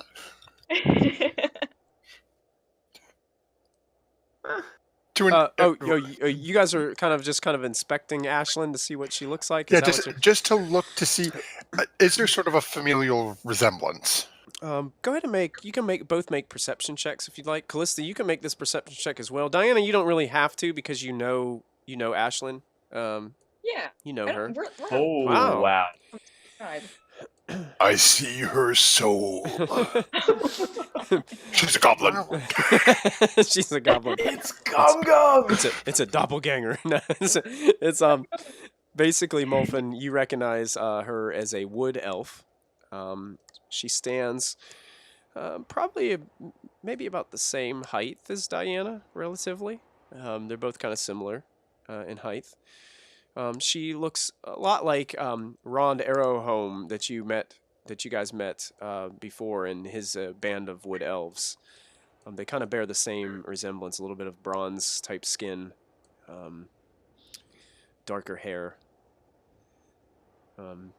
Definitely a bubbly personality. But you have a sense that as you're hearing kind of the conversation back and forth, maybe not the sharpest knife in the drawer. As it goes to some of the things that she's kind of saying, as you're kind of just listening to Diana and her talk. Molfin will just sort of look it up. They sound like elves. They all look alike to me, with the exception of the other one there with the white hair. But I mean, she's always a wolf or a bear anyway. You know? I think that's her true form. this may be true. You may have a point there. Oh, But no. at the same point, she does seem to be growing to treat us all well, so she's not quite as harsh as she used to be. I think she likes us. At least some of us.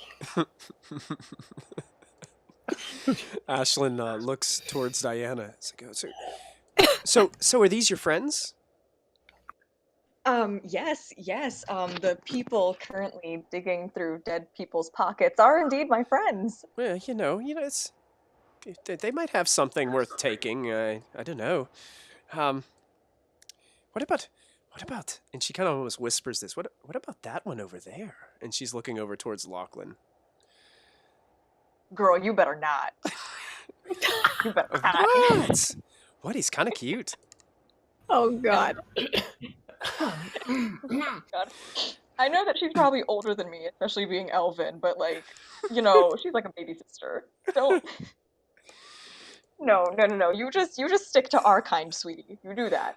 Just elves. That's racist. What's his name? It is. What's his name? All right.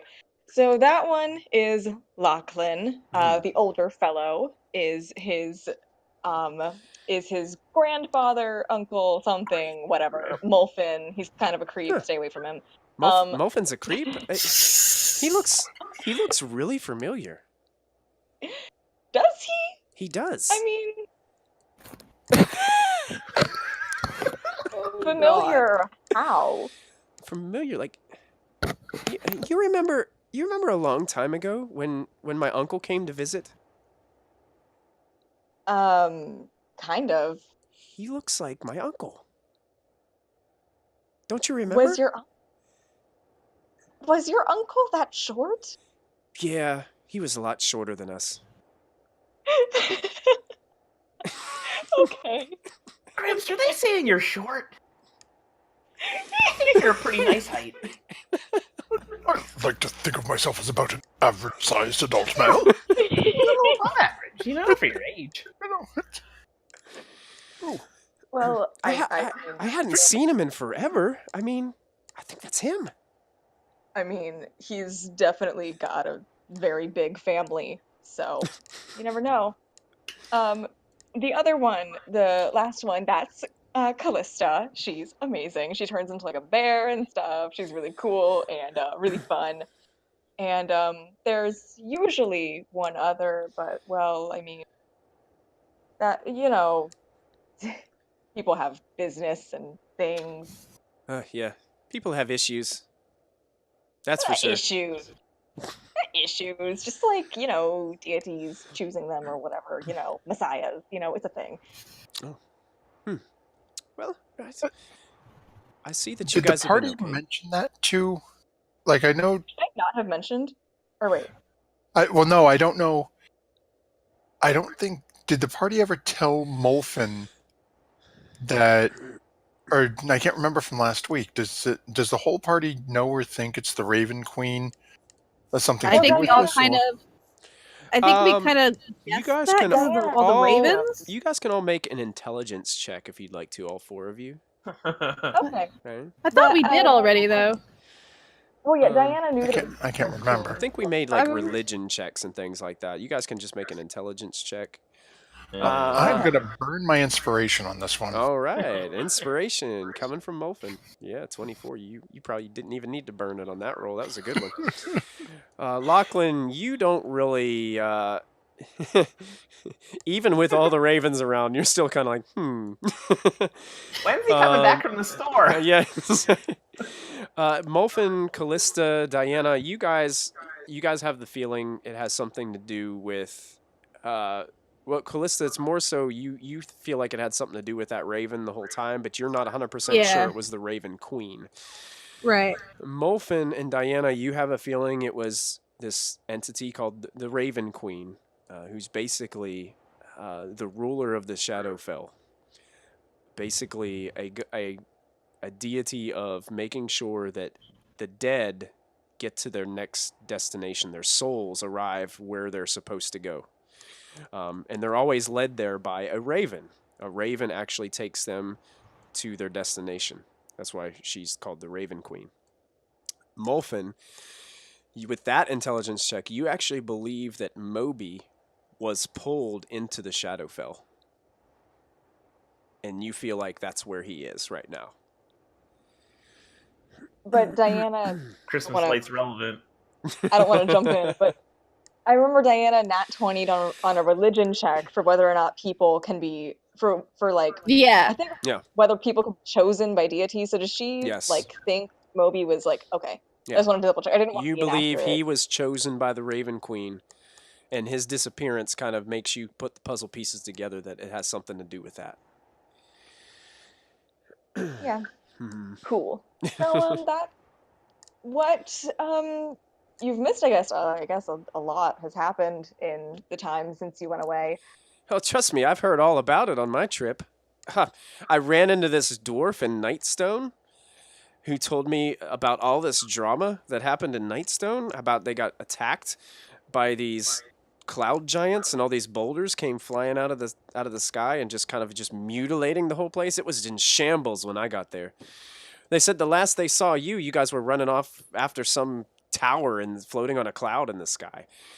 I had just missed you by like 2 days. Oh, man.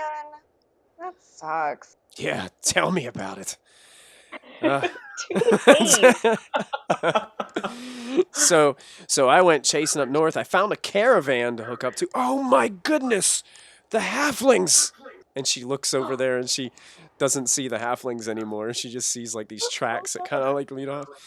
Oh my goodness, they're the orange peel family. The who? The what? What do they do? The orange peel family. They're melon farmers. Orange peel? Yeah, orange peel. Okay. Yeah. Okay. Wait. Nothing. Just orange peel. That's cute.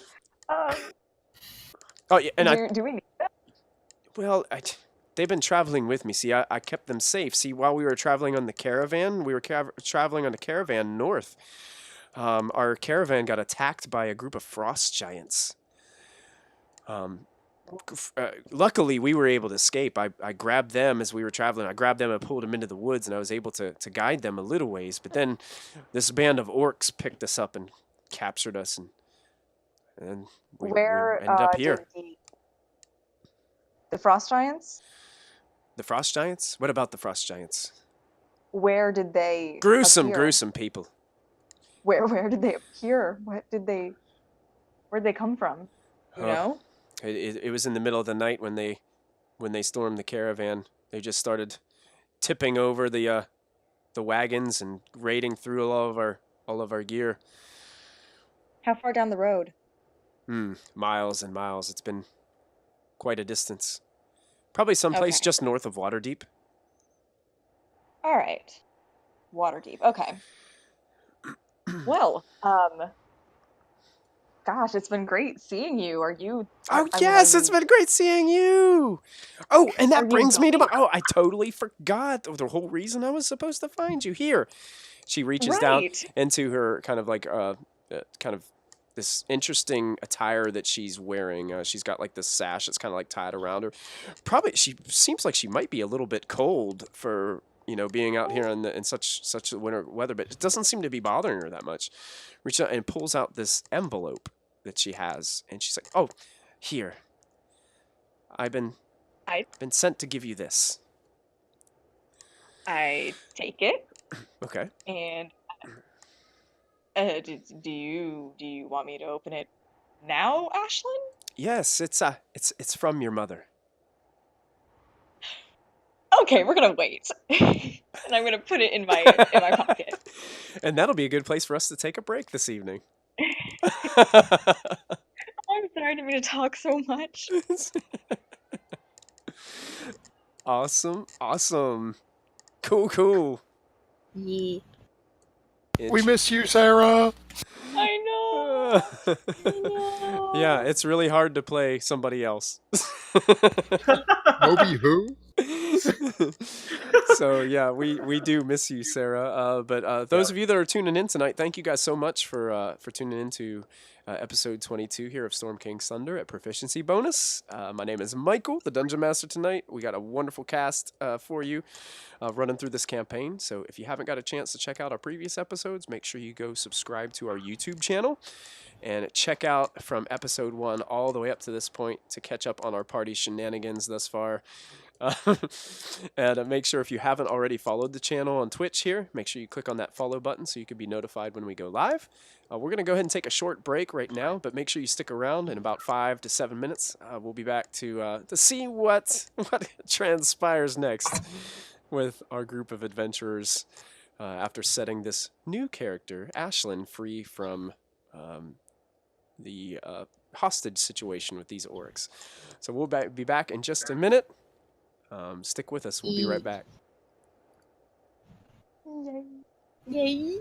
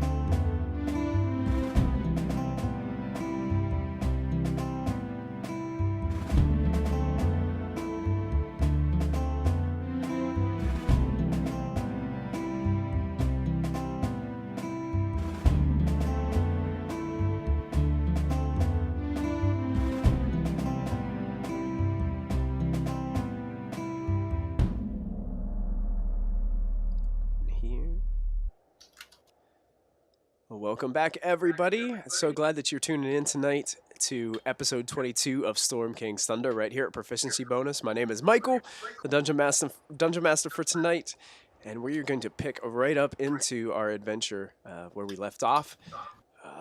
The party had approached a group of orcs that had some prisoners. They have easily disposed of these orcs. As Callista brushes her shoulder off, as calling forth her direwolf friends to help chew on these guys, they found out that they had saved a wood elf named Ashlyn, who Diana actually knows. And before we went to break, Ashlyn had handed Diana a letter that she was given to deliver her from her mother. And that brings us back to our group, and they finished raiding, or kind of not raiding, looting the corpses of all these orcs, and found out that these orcs were actually carrying a lot of coin on them, as they were most likely returning to their home from doing a bit of raiding themselves. So.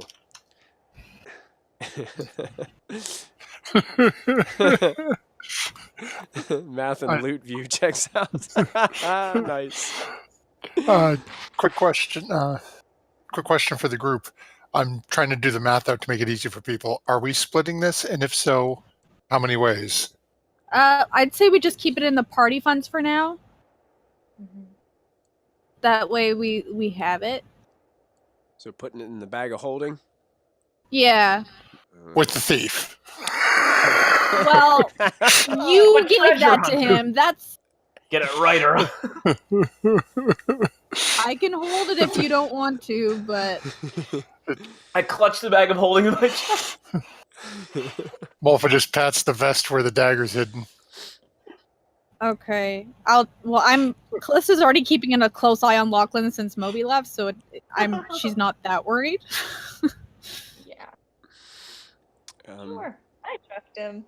You guys can also, if you want to take, the orcs had a few javelins on them and their great axes, but their great axes are, to your standards, they're not very good. How much would they get? What's that? How much do you think they would get? To sell them, probably not much at all. If you were to take them to, you might get a couple. Maybe with all these, you might be able to pull a silver out of your hat with them all, but that would be lucky. Yeah.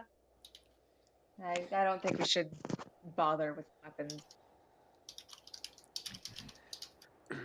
They're just not well made. They got the blades themselves just got chips all through them. They don't look like they're taken care of. Yeah. All right. The first gold piece roll was 140. Oh. Yeah. I am old. I did not hear properly.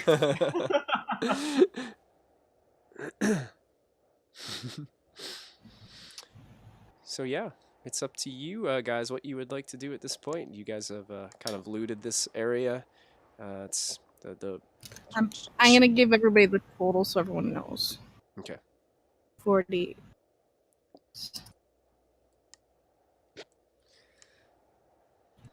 While we're waiting on Math.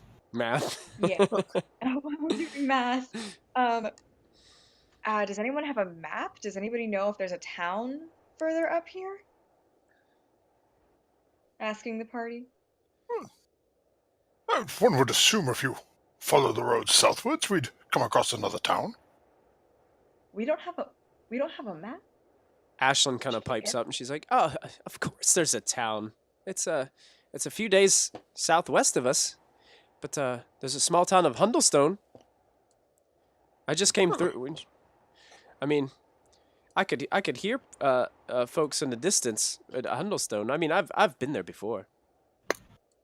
What's it like? Kind of small, remote. Okay. Does it have an inn? It may. I didn't go to the inn. Okay. All right.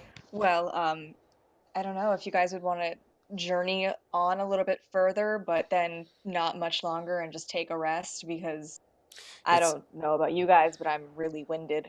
Yeah, it's kind of getting late in the day, actually. Probably getting closer to early evening as the sun is getting ready to set here shortly. You guys have been traveling for about 20 some miles on horseback Whoa. Okay. before this encounter kind of occurred. So Well, we should. I can agree with setting up an evening's respite here. Ooh, I mean, Looks here cozy. with all the orc bodies, it's Yeah, just a maybe little. not here exactly. I mean, It'll scare wolves. away people. We can skin them and use their bodies to make tents. It's dark.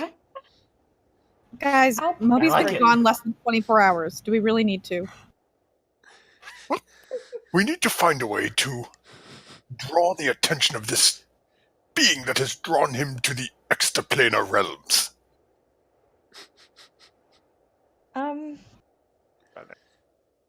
Yeah. Okay. So, from what I remember of this deity, it is a firm believer in the way things are handled after its death. Should not making a mockery of a creature's death draw the ire of such a being? Why are we drawing the ire of whom? The Raven Queen? You wanna draw the ire of the Death Goddess? What does a Raven Queen have to do with anything? I want my great-grandnephew back. I thought Mulvin, Moby went to the store. Mulvin, it's my belief that he's not, like kidnapped. I think he was chosen for a higher purpose. I mean, it's a great honor to serve a deity in such a way.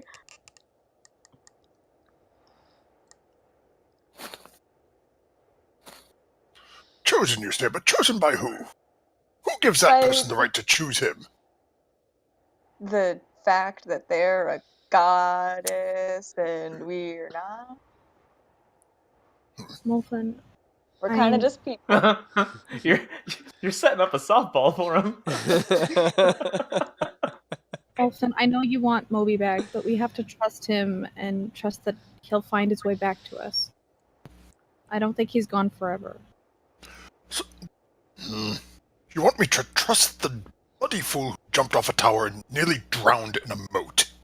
He did that. Not that guy, the deity that's chosen him and thinks that he's. Yeah. Because he's been known to make such wonderful decisions. I mean, yeah, but I mean, the Raven Queen chose It him. could be worse. Yeah. you guys, He could've- as you The guys queen are could having have chose this, Lachlan. as you guys are having, nice. As you guys are having this God. conversation, you notice that Ashlyn is she looks very confused, and she's like walking back and forth, like looking all around, and it's like every now and then, like she'll just kind of look down the road, and then look back, and you hear kind of like her mumbling, she's like, Hundlestone, maybe it was Huddle Rock. Like she looks really confused. I don't know if I ever have been here. Ashlyn, you good? Oh yeah, I'm fine. Yeah, I'm fine. Just gotta get my bearings, Just checking it out. Right. Yeah. Right, I understand completely. Oh, the halflings. Gosh. No. They ran away. They've been gone. You don't worry about them. But how do you know they're safe? Well, I don't. Do you want to look for them? I mean, it would kind of make me feel better if we found them. They are very small individuals. They are not big and weak as the elven people. They are hardy like gnomes. Strong. You are outnumbered 2-3, Molfen. 2-3. I swear he looks Um, familiar. I swear. I swear. Just remember, young lady, family first. Okay. Okay. Okay. I turned to Ashlyn like, girl, I told you. And Well, you know what? Maybe he can help me find them. And she points to Lachlan. Hey! I think that would be a marvelous idea. Why doesn't my direwolf try to find them? Well, I must be honest. If I were a halfling running through the woods and I saw a dire wolf coming from behind, I would run faster. Seems I would reasonable. too. But I don't know. The dire wolf would be stronger. The dire wolf could just scoop him up and just bring him right back to us. That could be a possibility. By the I don't scruff. know, I'm traumatized. I wouldn't send the I'll direwolf go. alone. I'll get on my horse. And I will tell the direwolf to try to track those halflings. It's dangerous in the woods alone. Well, she seems pretty hell-bent on finding them. I'd rather rest, but... Can I go too? And then we can rest? I thought you were out of spells. I've got like 2. I'm good. Oh, okay. And I've got this mace, you know? I'll start swinging it around. Like, Oh, that Molfin is just going to chuckle under his breath.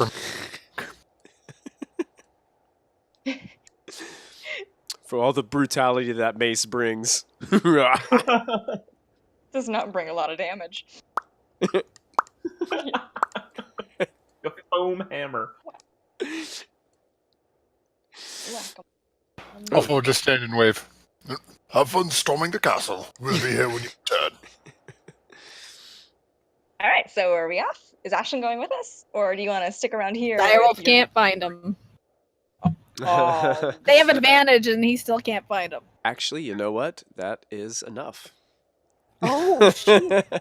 So, your direwolf, are you on the back of the direwolf? I'm on horseback and the direwolf's like beside me, and I'm Direwolf kind of leads just the way, following. And And I'm literally, on horseback following they along. are no more than like 100 feet away from you guys.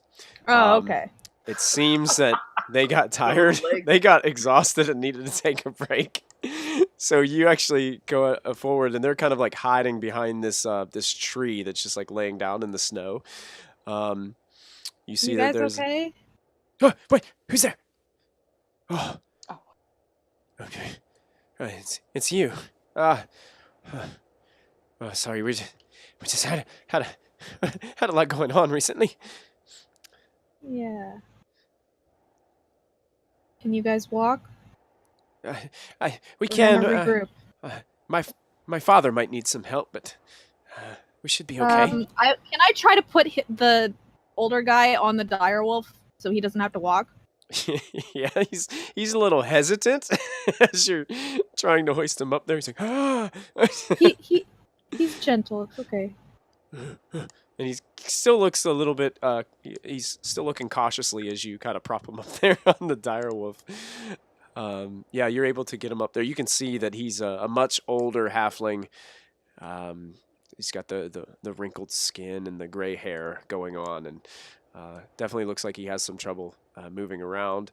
You can see he's still's got a rope attached around his neck as well, kind of like a. I'll cut it off. Okay, you release that rope. The other one, the younger halfling. I say younger, but probably like adult male halfling, has got the same kind of rope going on too. Yeah, I'll free them of their binds, whatever they have. Gotcha. So he's, oh, thank you so much. We've been through an awful lot. I can see that. Yeah. Let's go back and regroup. Let's get out of the open. Okay. So you guys head back to the rest of the group, and once you get back, Yeah. Ashlyn is kind of standing next to Lachlan, kind of running her hands through his dark hair as you guys approach. I grab her hand and I pull it away. What? What are you doing? It's just so. Did you it's so soft. No, sweetie. No, sweetie. You don't do that. Don't touch people. No. Ask permission. You all came back so fast. They weren't far. Oh. Yeah, they weren't long at all, and they come back out of kind of these this shrubby area here of the foliage, all these old trees and dead trees from the winter. Not much when it comes to actually trees kind of growing in this area since it's so mountainous. Um, but yeah, you guys are all kind of together. Can I try to do, I don't know if it's survival or perception, try to find somewhere where we could like settle down that's kind of covered?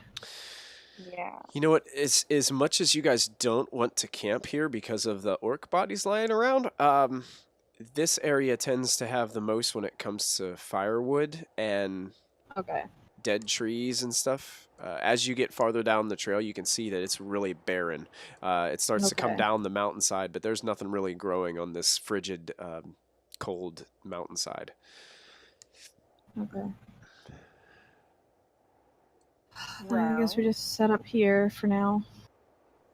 perhaps we could do a Viking funeral to get rid of all of the orc bodies and. Well, if I want to grease it up and I light my hands on fire.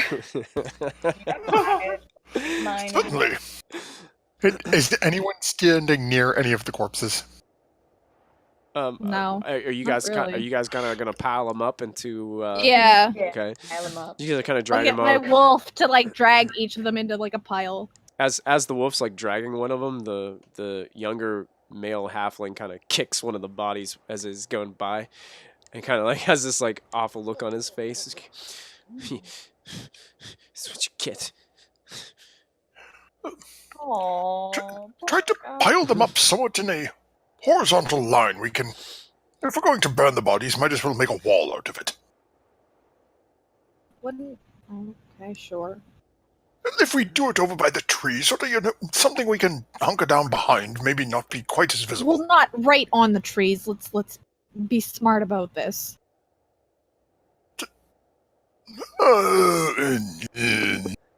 I don't feel like burning trees. No.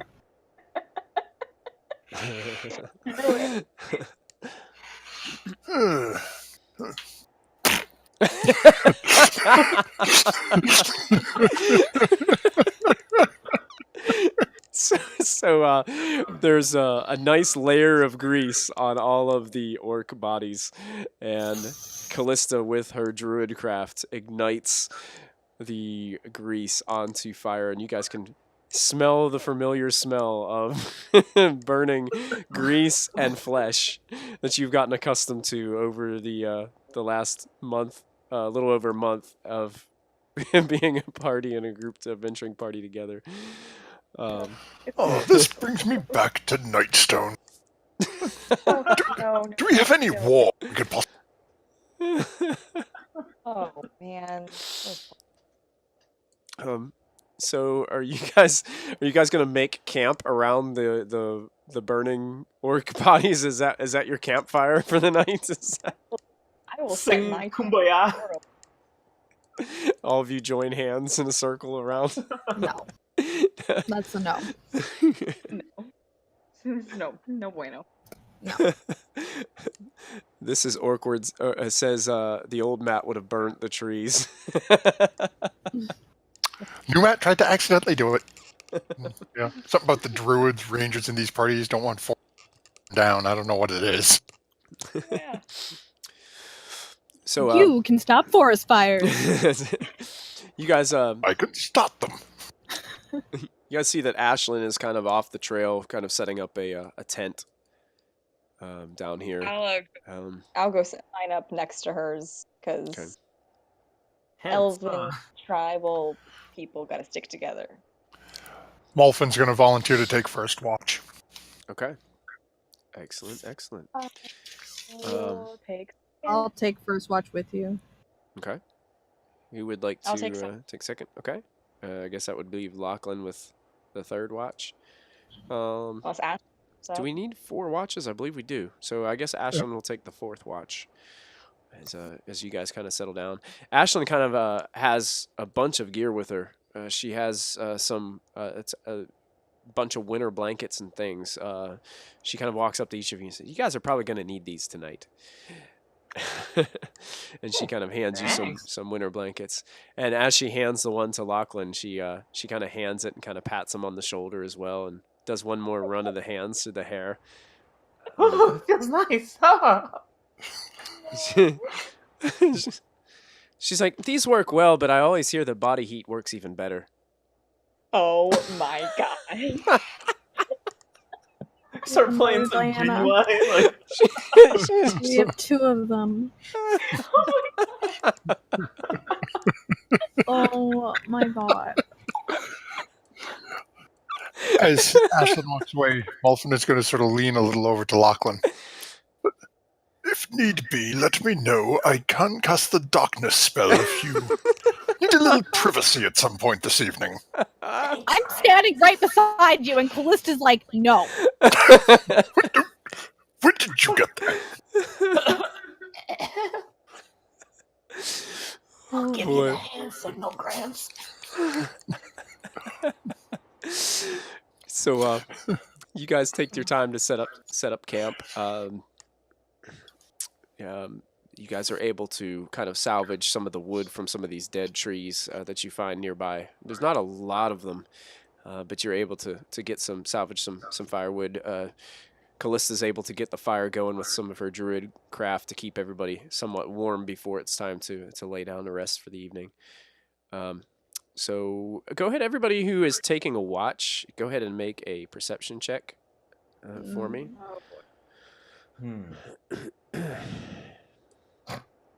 We're doing great.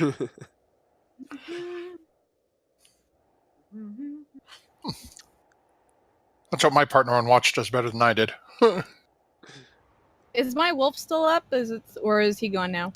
How long does that spell last? 1 hour. Well, yeah, he'd be gone. Okay. Let me go ahead and make a perception check for Ashlyn. Wow. Ashlyn's final watch is good. Wow. Callista. So much for all Molfen's elaborately laid plans this evening. What were both of them? Okay. Oh my god, JJ. Wow. Wow. All right. Callista and Molfen, as you guys are kind of sitting there, Molfen is getting really cold. He's distracted by the bitter cold for the evening. It's kind of frosted his beard, and you can see that it's the cold itself is just taking quite a toll on the gnome. Callista, I have my hands lit. yeah, you're kind of like you've got your own little little fires going in your hands with the fire around you. And I would have fed my griffin, and I'm keeping us warm. The griffin babies. I forgot. Molfen's going to sort of sit as close as he comfortably can to the campfire. And in order to cast Identify on an item, do I have to have it out in front of me? Or can I do it something that I have on my body? Good question. I am not 100% sure. Let's check the spell. Identify. I can just do... You There you go, I've got it up in here. may... Yeah, I have to touch it throughout the casting. You could pretend that you're just like fooling around in your own shirt. You know? Yeah. You don't have to necessarily see it. It says you must touch throughout the casting of the touching. spell, which is a 1 minute casting time. So as long as you're touching it, As would be fine with specifically, me. Molfen will wait until Callista is busy feeding the griffin and just sort of stick a hand inside his... I have that 20 perception. I see That's- that. Oh, you'll see it, but just put his hand inside and start mumbling to himself. Cast Identify on the serrated bladed dagger. I'll that the watch him out of the invisible- corner of my eye. Okay, I want you to make a deception check, and I want Callista to make an insight Oh God. check. You definitely see him doing this, but it's whether or not you know exactly what's going on. That's what I want to discover. We'll find that out. You definitely see him because your perception is Oh, amazing. you mutter. So Molfin All right. expends his nat All 20 on that All roll. right. Oh. Well played. Well played. Well played. So his nat 20 has now been expended. And yeah, Callista, you definitely see him doing something, but it looks like he's kind of just like scratching his chest up here, as he's able to kind of get this spell casted off. What were you identifying underneath That your... ceremonial dagger, just to see if there's any sort of magical properties or anything behind it. You don't sense it has any magical properties whatsoever. You believe it's strictly ceremonial. It's just well made. It's a well-made dagger. Probably not good for use in battle, but craftsmanship on it is very well done. And not only that, but it has some gem inlays in it that are worth some money. Which is why it was so expensive when you tried to buy it. Buying. Who buys things in D&D? Yeah. Seriously, I mean, come on. I think Callista's got like this giant bag full of gold that she's just dragging behind her right now. Pretty much. Molfin has to steal everything. People keep telling him, "Oh, we're going to split the money." Molfin never sees a penny. But Molfin, after the casting this spell, just yes. Yeah, Callista, Molfin seems agitated. Are you okay, Molfin? Oh, yes. Just, good news. Good news? Yes. All is good news. We just lost Moby. How is there any good news? Because we will find a way to get him back. You have an idea? None that are fully formed yet. I am still working out specific details on how to best obtain the materials required to attempt it. You can insight if you want to. Sure. I think she's like, really? You're this calm? There's That's a no good point to rolling this because I can't hit it even if I crit. -1. Yeah. You get the sense he is definitely hiding something and he doesn't. It's false bravado. Okay. She'll keep that note for later, as she usually does. Going in my notebook. It's Molfin's turn. At the top of the page, there's just going to be a giant black Sharpie. Gnomes do not trust. Exactly. That's what it is. All three of you Well. are now in my notebook. Awesome. The only one who's not is Diane. Aww. And Diana's the one who should be. She's trying to destroy the pure romance of Ashlyn and Lachlan. Yeah. She stands against love, Callista. Actually, now that you mention it, maybe it's more in Diana's character to be like, go for it, sis.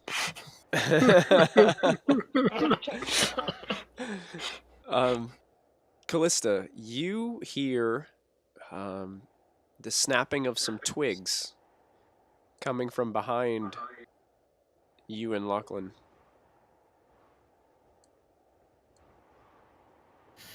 I stand up with my fire in my hands, Okay. and I look at Molfin out of the side of my eye, and I'm like, I think we have company. Molfin will stand up and ready a spell. Looking around with his staff. Then you hear, Callista, you hear something trip and fall. And you hear a, oof! Ah! I'm going right to it. As you get closer to the sound, you kind of crunching through the snow. Just a few feet behind you, in some of the shrubs, you can see there's this large pack on the back of this person, and it like sticks its head up from the snow, and you can see that it has the face almost of a dragon. It's scaly, and it has these silverish white gleam to its scales. And it looks up to you. Oh, I'm so sorry. I didn't mean to startle you. Who are you? Oh, me? You haven't heard of me? Oh no, what's this? Would I ask if I had? My apologies. My name is Sovereign. It's nice to meet you. Excuse me while I try to stand up. This pack is mighty heavy, and he's. The snow just gets so deep up here. Well, that's better. I feel much better now. And he smiles, and his kind of a sharp teeth grin across this dragon-looking face. But he only stands just a slight bit taller than you. He reaches out his hand and says, "It's a pleasure. It's a pleasure to meet you. I'm the king of the Frozenfar." I'm inciting check. Sure.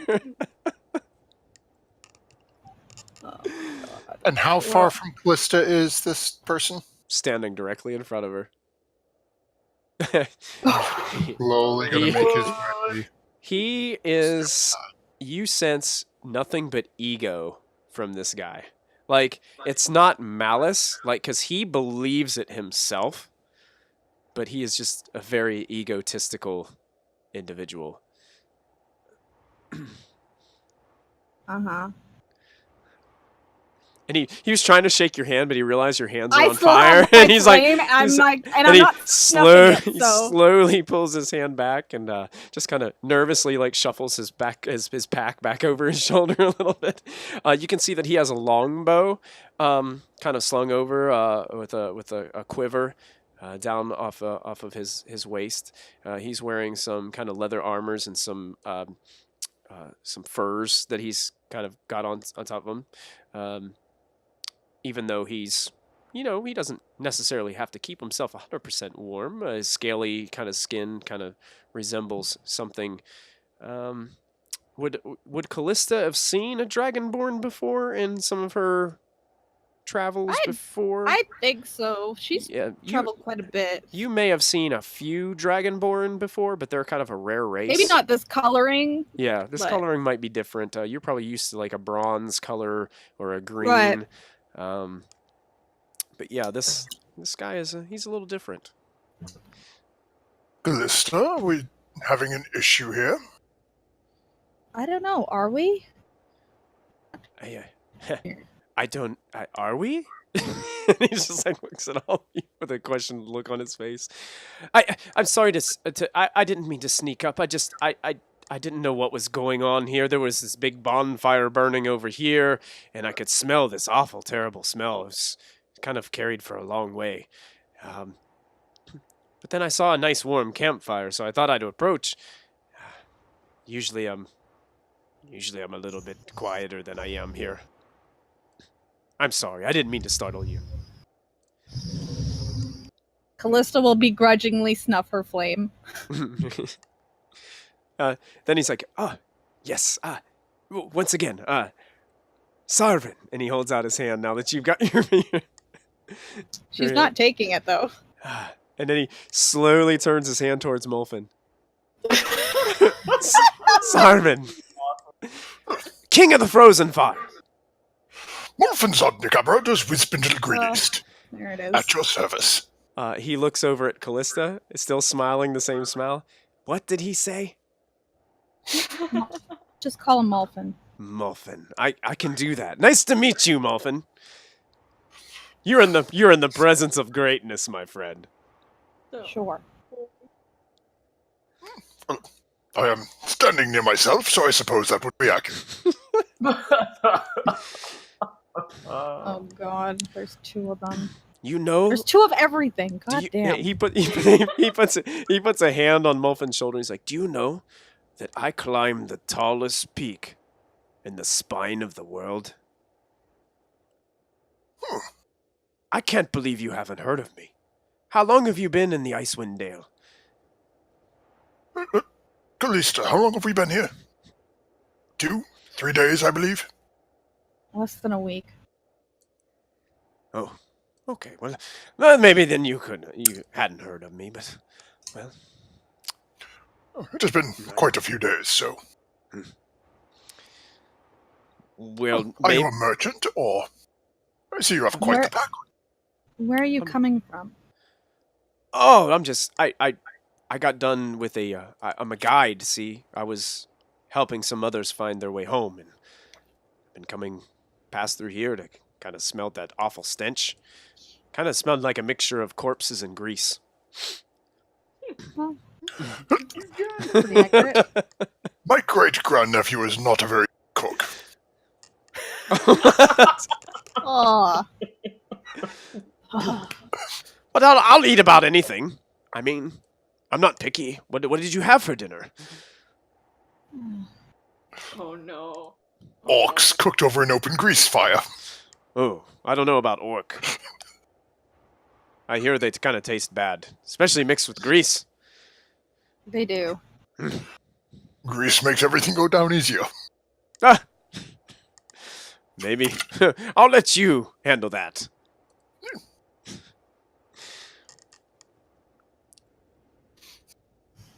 So it's mighty cold. Shall we sit by the fire? Are you just inviting yourself in? Kinda?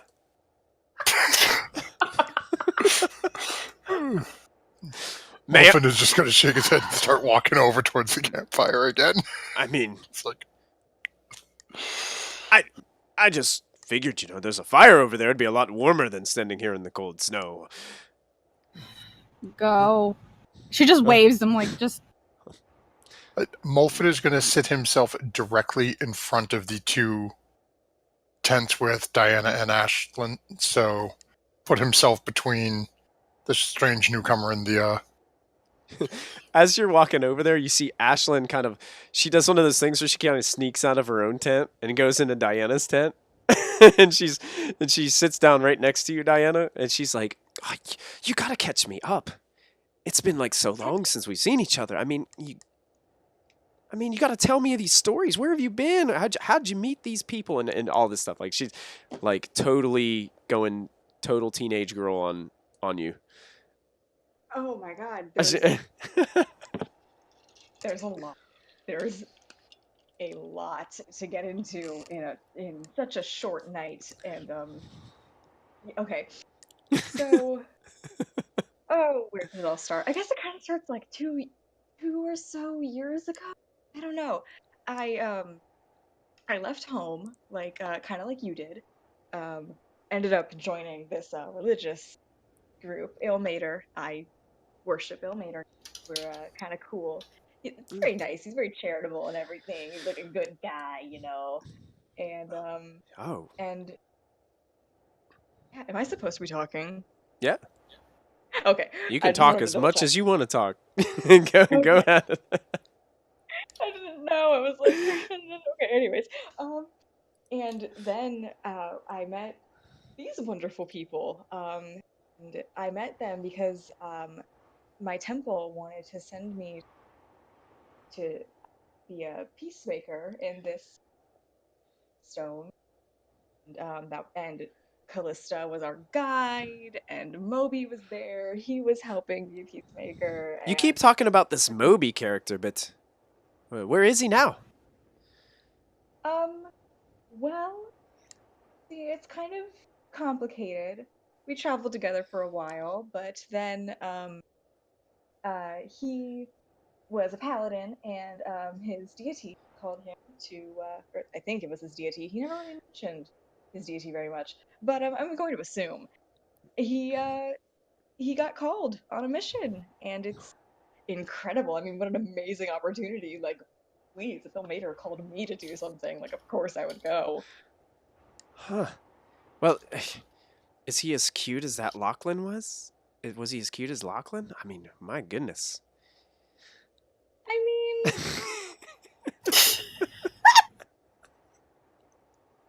yeah. I think on the scale, in the order of ranking of the gnomes, Moby is at the top. Yeah. Go with that. MG's reactions.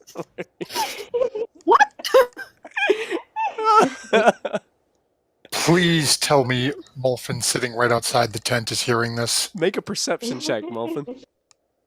Let's see. I'll give you a different perception check because this is a different one.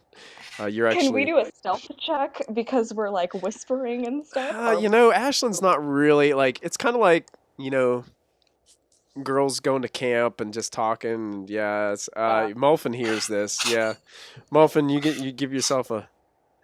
I don't know if you'd have a little chuckle about what they're talking about back in there or not.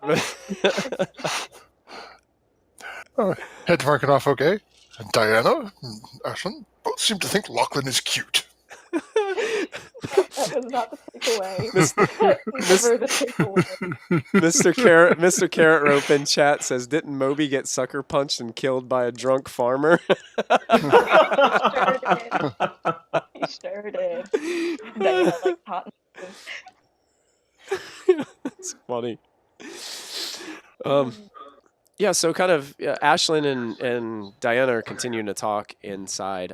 Callista and Molfin. Molfin's kind of like watching this dragonborn character kind of sitting on a kind of a log that you guys pulled up next to the fire, and he's got this this small knife that he pulls out and a piece of wood, and he's kind of whittling by the fire as Callista's kind of just like sitting there, kind of suspiciously staring at him while he's doing all this. I'm sitting away from them. I'm at a distance. Oh, you're at a distance too? So he's kind of sitting at the fire by himself, awkwardly, carving a piece of wood.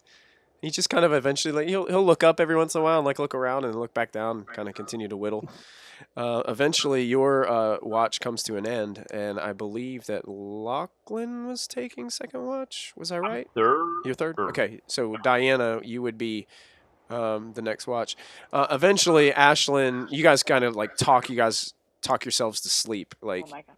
and you kind of get awoken by Molfin as he kind of starts to kind of, he's afraid to peek in the tent, but he kind of like shakes the tent a little bit because he was hearing all this conversation going on. He didn't want to interrupt all the girl talk.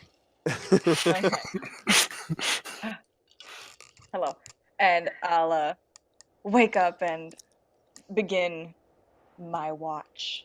All right. So as you come out of the tent, there's this interesting person sitting around your fire. He looks like he has scales. He looks kind of like he has a dragon face. And he's sitting by the fire whittling a piece of wood. As she comes out, Molfin will say, somewhat quietly to Diana, yes, Callista brought home a stray. Don't Good night. Don't blame this one on me. Oh. I had no idea where he was. Callista found him and now he's here. I'm going to bed. Oh, okay. Noted. He invited himself in, and I'll go off by myself and set up See. like a bedroll. I'll approach politely and be like, tap him on the shoulder. Hello. Oh, hello. How are you? I'm good. Who are you? Oh, the name is Sarvin, King of the Frozenfar. It's nice to meet you. And he holds out his hand to shake it. Thank you. I'll shake his hand. I'll be like, hi, I'm Diana Lionheart, of our deep forest, and wow, you are so much more pleasant than the first two I met. Aw, thank you. You said you were the king of something? The king of the Frozenfar. I'm the king of this land. It's mine. It is yours. You are the king. Does he look like a king? Make a perception check. Okay. Absolutely not.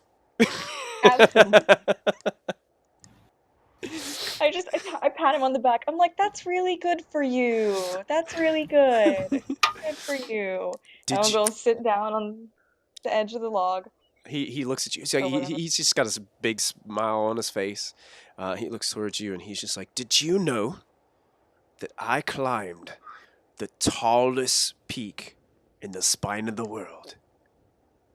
Did you know? Did you hear that story about me, Sarvin, the king of the Frozenfar? No, I grew up in the woods, alone, out, just elves, a lot of elves. By the way, what? You've been Where are you? you've been sheltered all this time?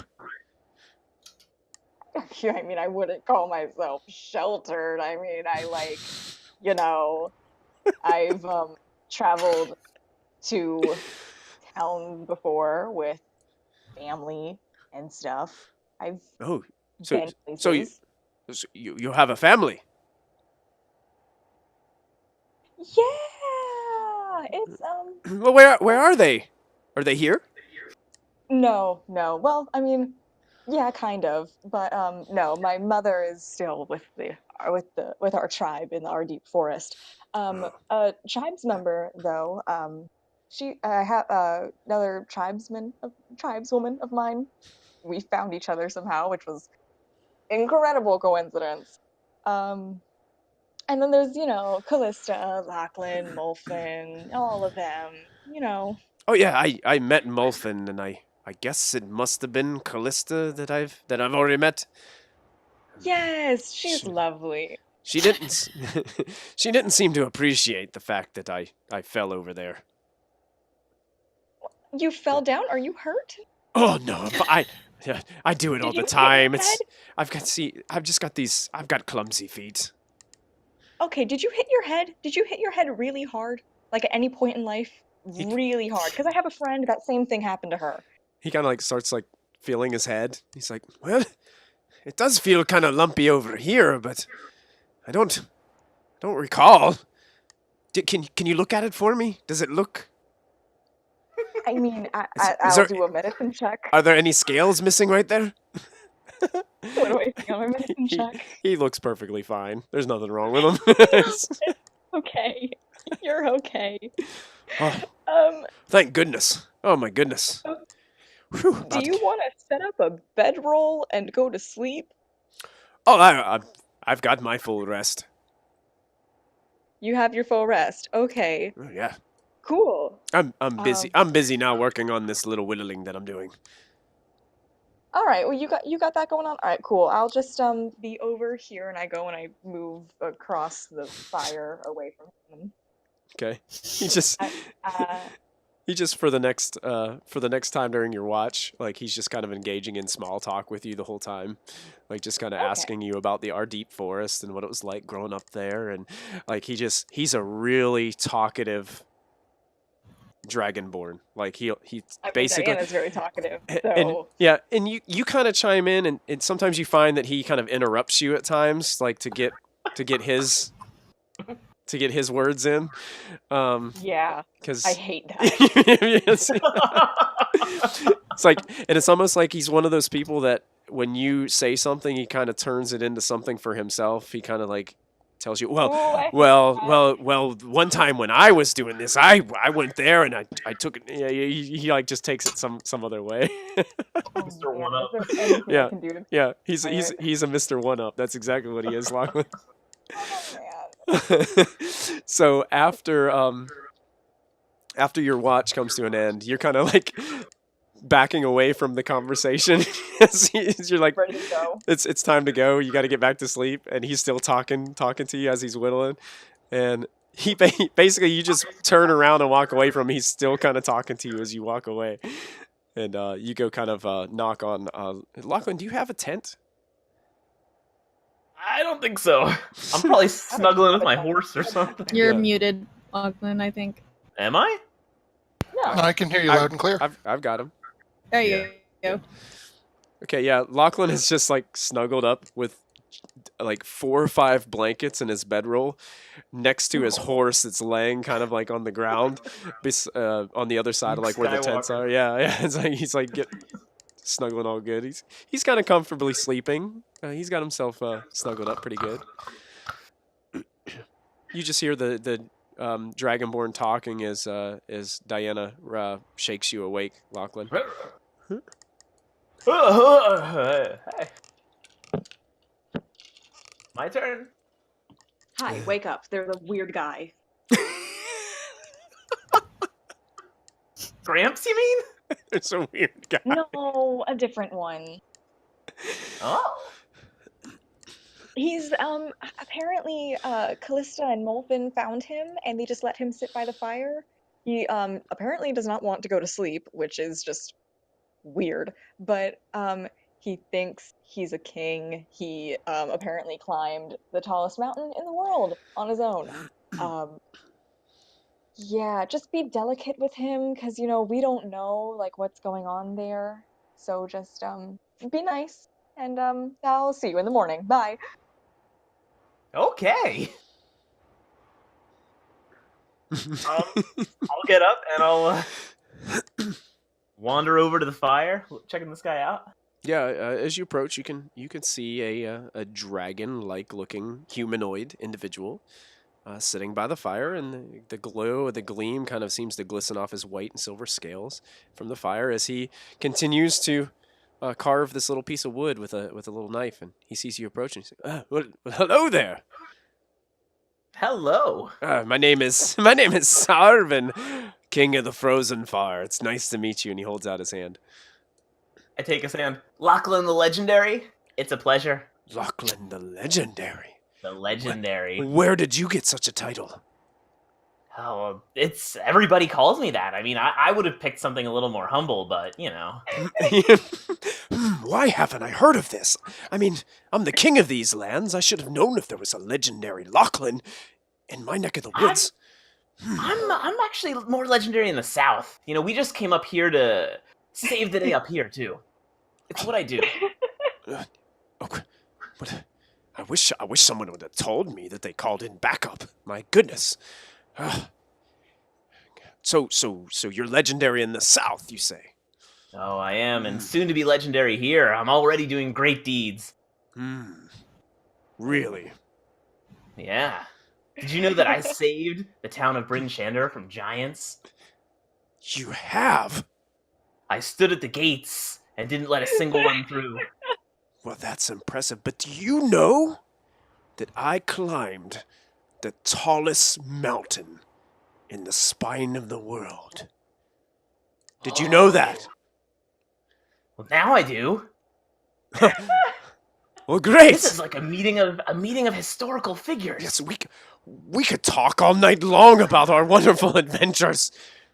We could, but He puts a hand on your shoulder, kind of almost too hard, like he slams it down. He's like, "Did you? What did you? Him just as hard. Did you hear of the time that I plucked coins from a white dragon's hoard as it slept only 10 feet away? Oh, it was magical. Not bad. Oh, yes, not bad at all." Not bad at all. Did I tell you about the time I single-handedly saved a village, rescued all the villagers, brought them back from the cave full of... There were 1,000 goblins! 1,000 goblins? At least! Well, goblins are kind of small, don't you think? Oh, 1,000 of them makes a big old group. Now, if they were 1,000 bugbears... Well, then, they wouldn't even be able to see me. I would have run through their legs. You do got a point there. You may be legendary, but you are kind of short. Big spirit, small package. It's not the size of the dog in the fight.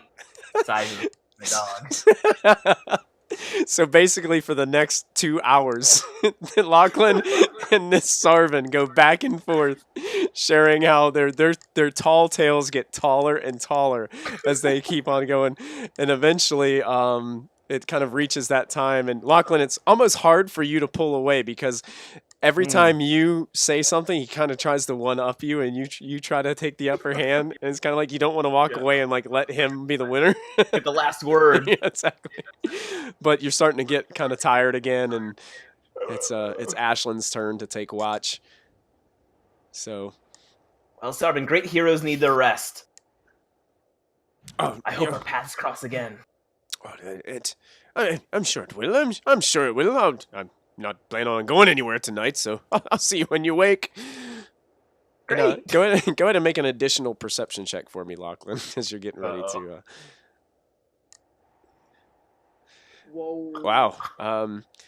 You notice while he's been kind of carving this whole time that you guys have been talking, and the whittling that he's doing, it looks like a small action figure of some sort. Like it looks like a figure of a person. What's if you don't mind me asking what's that you're making there? Oh, just a little gift. You're making a gift for someone. Ah, yes. It seems that Callista and I have kind of hit it off on the wrong foot. I know how that is. Yeah. You would. So, I figured I dabble in this every evening. I like to get creative, so I'm making a little miniature for her. Ah. I think she'll like it. She has a thing for having like wooden things around. I'm just trying to make it really good because I can tell that she doesn't like me, and I don't want to offend her. Yeah, good luck with that. Stone cold. Good luck. You'll need it. Well, I'll keep working. I got a little time left, I believe. It was nice to meet you, Lachlan the Legendary. Been an honor, Your Majesty. And he kind of And then takes a hand and he kind of like pounds his chest once. Yep. Kinda... And then I'm gonna creep over to Ashland's tent. Okay, yeah, you kind of shake it, and no one seems to emerge from the tent. Ashland! Nothing. Gonna, very carefully with two fingers, kind of pull the flap away. There's kind of like blankets and bedroll and gear and stuff lying around in there, but you don't see Ashland in there.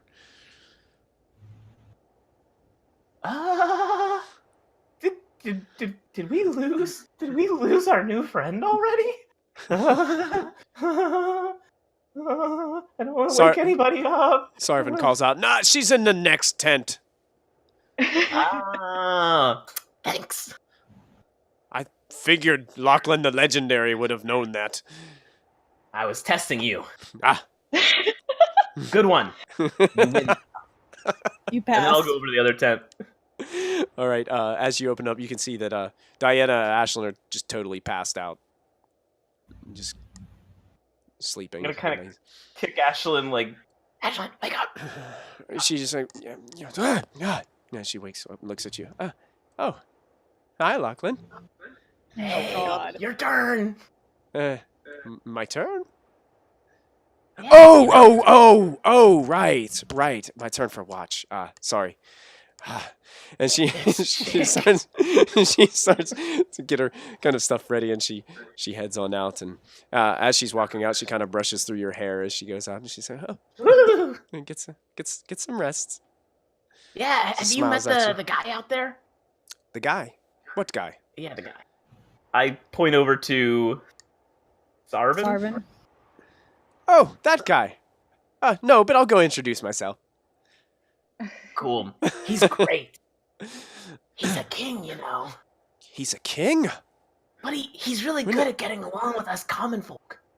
Oh, well, great. We should get along just fine. Yeah. All right, so Ashland kind of walks up, and you can see that they they kind of hit it off like right away. Like she shakes his hand. You can see he's doing like the same spiel he's done for everybody else. Like you can hear, "Did you know I climb the tallest peak in the spine of the world?" And Ashland's just like, "No. Are you serious?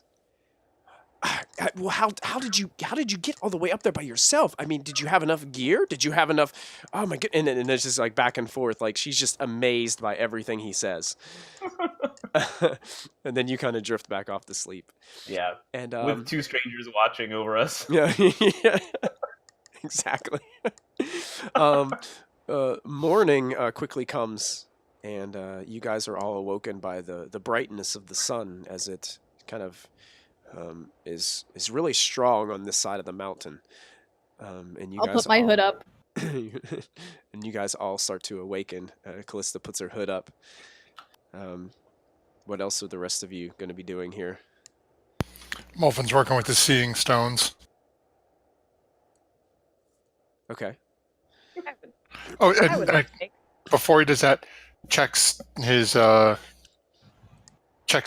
spot. He's got Xolkin's dagger hidden away and the ceremonial dagger. Make Oh, sure yeah. they're both still on him. Yeah, they're both there. They're both safe. You're pretty confident that everything's all good. Good in the hood. As you guys kind of come out, you guys notice that the Dragonborn fellow is passed out on the log that he was sitting on, and Ashlyn is actually cooking breakfast. And What'd she make it? you guys can smell. It seems like some kind of stew, some simple stew that she's kind of brewing up over the fire.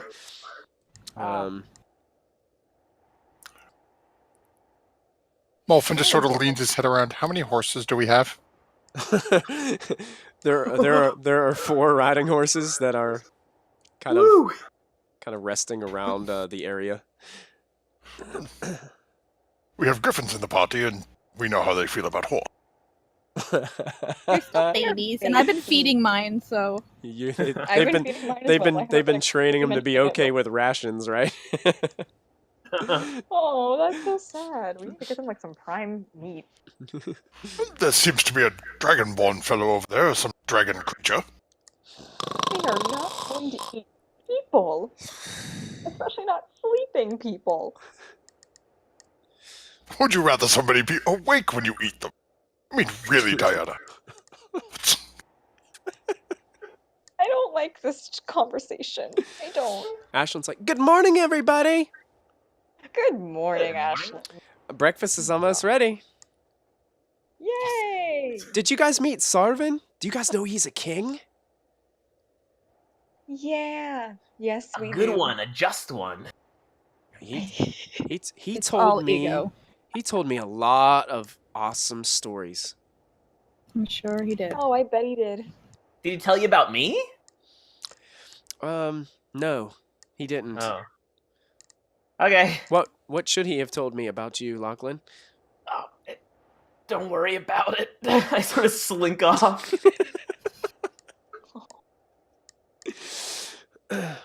Ashlyn starts to kind of get to these smaller kind of they look like simple metal bowls that she's been kind of carrying around with, kind of like what you'd see like Boy Scouts have in their in their backpacks, and she starts like kind of scooping out some stew for everybody and passes it out.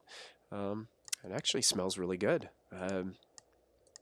It's kind of a mix of a lot of different things, just kind of like your standard rations, meats and potatoes, things like that are kind of stewed all together.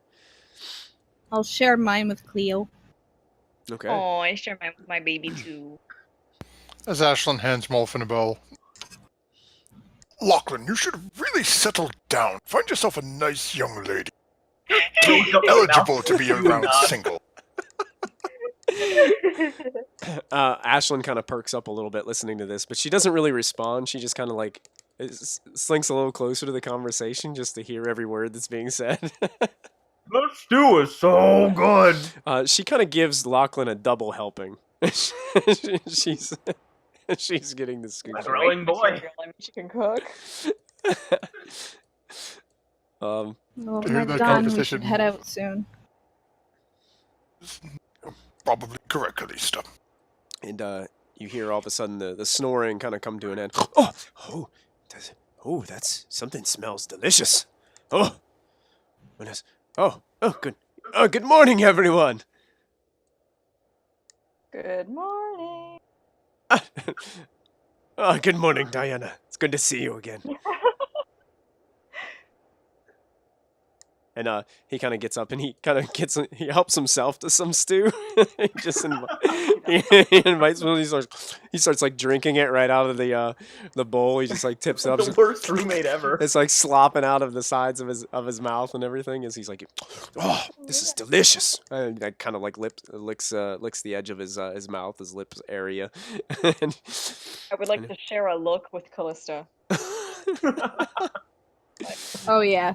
Oh yeah. the two She's the two halflings that been kind of just like bundled up, and they were actually in Ashland's tent, like tucked up the whole time, but they were completely covered by blankets. Like, they just like start to kind of emerge, and they look like beat and tired and just sore. They still have like the marks from the rope around their neck, and they kind of come out too and sit down, and Ashland kind of cares for them as well and gives them some stew. And Sarvin walks over towards Callista and kind of is holding his stew in one hand, and he's holding something else in the other, and he holds out his hand to Callista, and he's just like, I know we hit it off on the wrong foot last night, but I wanted to give you this token, this gift of friendship.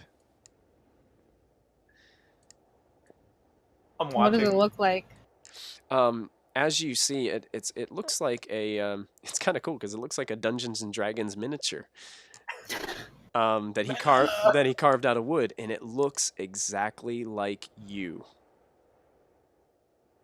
Like he's made a little miniature like game piece that looks like you, and he holds it out.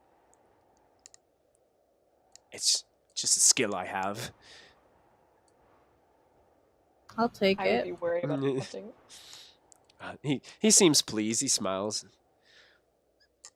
While it is impressive, friendship is earned, not given.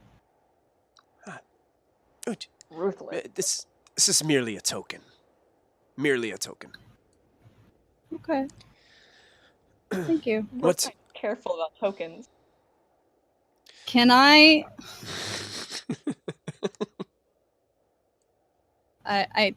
just because I don't trust this guy, I'm gonna do detect magic on this thing. Okay, perfect.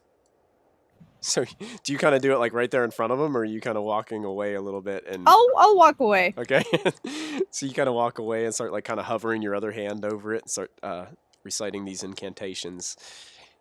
And as you detect, you don't detect anything magical about it. It's just a piece of wood that's been pretty well carved. It seems like he put a lot of time into it, and it really does look like you. It's equipped with the cloak, kind of blowing in the wind. It doesn't capture all of your face because he really hasn't seen all of your face. But the hood is there and everything. It just looks pretty good. Yeah, well, with our luck recently with receiving things, she has to be sure that it's not cursed. What I was saying.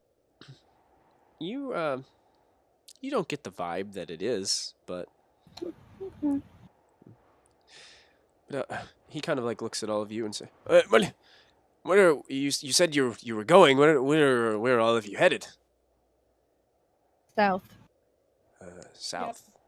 That's just south. South. Yeah. I mean, I've been known to do a little bit of guide work here and there. I could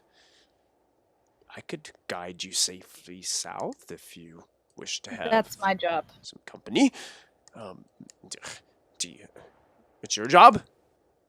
You're the guide? That's what I was hired for. Oh, fair enough. You do know I am the king of the Frozenfar. I'm the king of these lands. I'm sure. I know these lands like the back of my scaly hand. I toast with some stew. Cheers to the king! Ah! Oh my god. Lachlan the Legendary.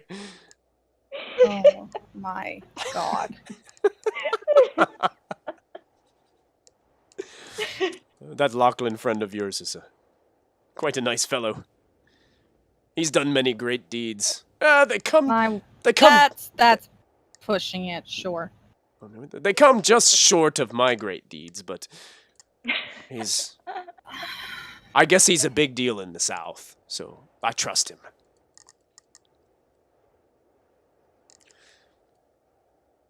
Callista's just gonna go get the horses ready. Callista just walks away. Callista walks away.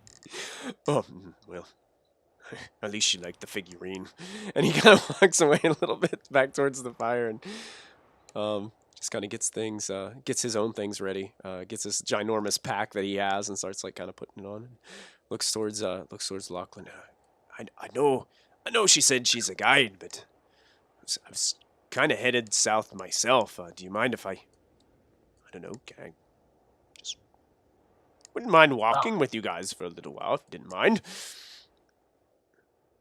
I personally think it's a great idea. Oh, we could talk about all of our adventures. Yeah. Oh. Although mine are a little, bigger deal, right? Bigger than what? Anyone else's? Well, did you hear of the time that I plucked the eye of a beholder right from its living flesh? It was just like this. It was like, and it popped right out, and I held it in my hand, and it looked at me. And then I just put it in my mouth, and I chewed on it. Just the one eye? Just the one. Oh. The big one in the middle. Yeah. Have you ever seen a beholder before? Maybe only like 2 of them. You've seen 2 beholders? I'm looking for Gramps. Like, what's a beholder? Gramps, make a history check. Matt, are you muted? Yep. We like history, apparently. Not bad. You've heard of a beholder before. They're kind of these very highly intelligent creatures that have multiple eyes and eye stalks. You're not 100% sure of what all the eyes mean, but you know that they're very intelligent beings. Wonderful conversationalists, those things. Yeah, we've met a few, right, Gramps?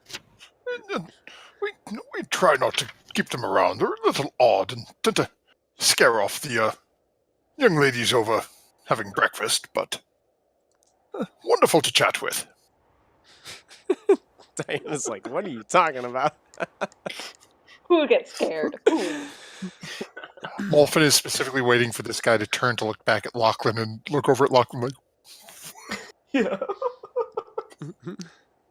Ashlyn kind of looks towards Diana, and she's kind of finishing off her bowl of stew, kind of getting ready herself, kind of packing up her tent. She looks at, so did you read the letter? No, didn't have any time with everything. I wanted to ask you how you came by it. But I mean, if we have to, move on, we can discuss the next camp if you'd like.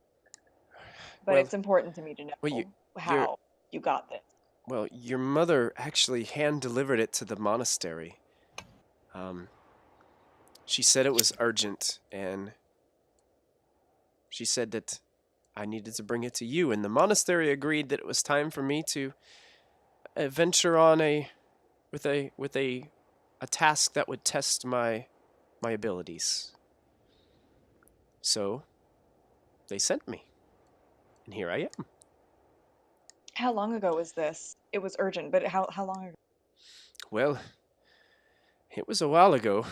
You see, with the trip to Nightstone and the hooking up with the caravan and these wonderful halflings, and then the frost giant attack, and then getting captured by the orcs, it's been quite a while. I've kind of lost track of the days. I was blindfolded most of the times with the orcs, and they just kept on dragging us along. I rip open the letter, because if it's urgent and it's been a long time, I don't know. Who died? Okay, so you rip open the letter, and you start to read. And it says, "Dearest child, I am so incredibly sorry. I am sorry that I wasn't strong enough to stand up for you when it seemed all came crumbling apart. I have let you down, and I have failed as your mother. The regret burns in my heart each and every day. I can only imagine how you must have felt when you lost your sweet friend. Salim was such a sweet boy and was always putting others ahead of himself. Although I must admit, he had a bit of a mischievous side. He could be a daredevil at times. He was still a loyal friend and companion. I know I can't change the past and whom I've become, but when your father died, I felt as if the entirety of my being was trapped in a constant whirlwind. It seemed like I was constantly trapped in my own ever-changing emotions, fighting to find any reason why I should feel anything at all. I know it's been hard on you as well. I wish I could have been stronger for you. Diana, I think you should come home. I want you to come home. I know things were rough, but I'm a stronger woman with you here. It hasn't been the same in the Silver Glade since you've been gone.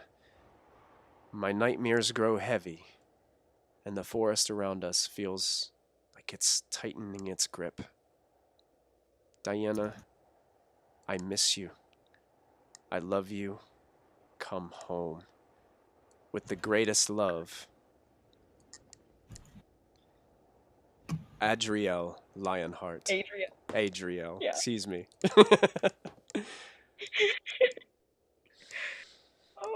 Okay.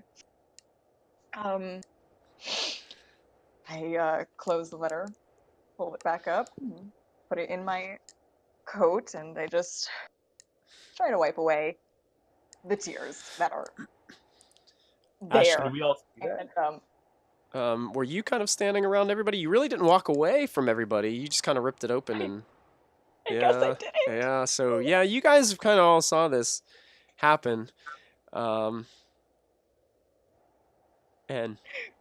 Why? Ashlyn just kind of looks at you and I knew it was important. Are you okay? I will be. I'll be fine. I just need to think, to pray and think. I'll be fine. I'll be fine. It's all good. She kind of just nods a little bit and gives you a reassuring hug. I accept that hug. And she just says, Gratefully. "It's really good to see you again." It's good to see you too.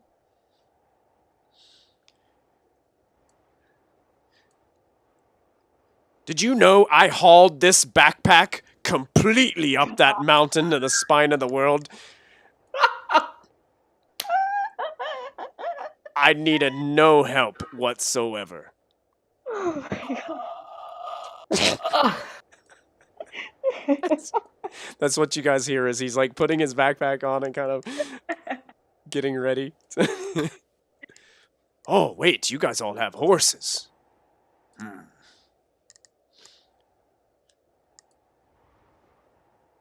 He's just kinda... I've attached the toboggan to the back of like a couple horses. Okay. So you're attaching with rope the toboggan on the back of the horses. Wait, it's kind of like a chariot. Sure. For the love of It looks to be large enough for our elven lass and the two halflings to sit on. Think, Callista? Well, I was thinking the halflings could share a horse since the small ones should be able to fit. Someone could ride with me. Ashlyn's like, I will. That would be a wonderful idea. All right, then the halflings and... It's like almost Dragon instantaneously, as soon as she says I will, she's like on the back of the horse with Lachlan. Like it's like, boom. The thirst is real. Wolfen just looks over at Lachlan looking for any sort of hand signals. Waggle my eyebrows. God damn it. The king of the Frozenfar inspects the toboggan. He's like looking back there at it. This shouldn't be good. He reaches in a bag and pulls out kind of like a, it looks like like an elegant pillow that he puts down, kind of like a couch cushion. And he kind of like sets it down on top of the toboggan and gets himself comfortable and sits down. Fit for a king. Quite regal. Sure. Please do be careful. The trail gets a little bumpy down towards the bottom of the mountain. Yeah.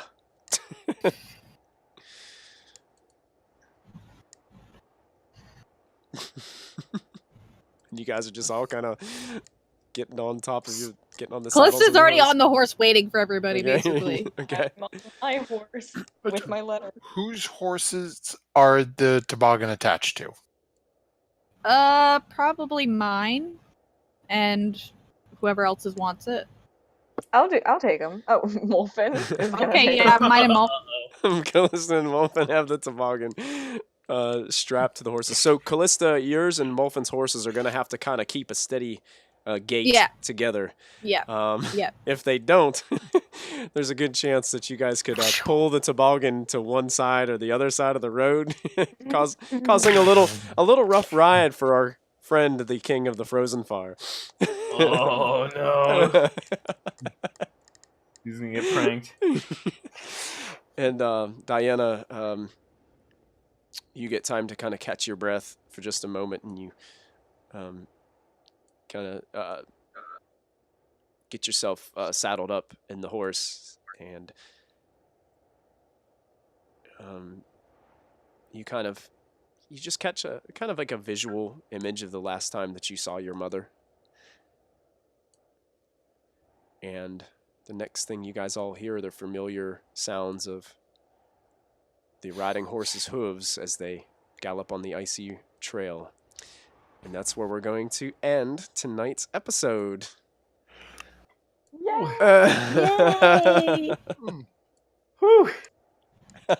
Hell of a night, Michael. We had a lot going on there tonight, didn't we? Yeah, we accomplished a lot. Wow. Hopefully we didn't completely sidetrack Sarah's character. I hope we didn't either, because that was my job. I was supposed to keep her on point. I don't know if I did or not.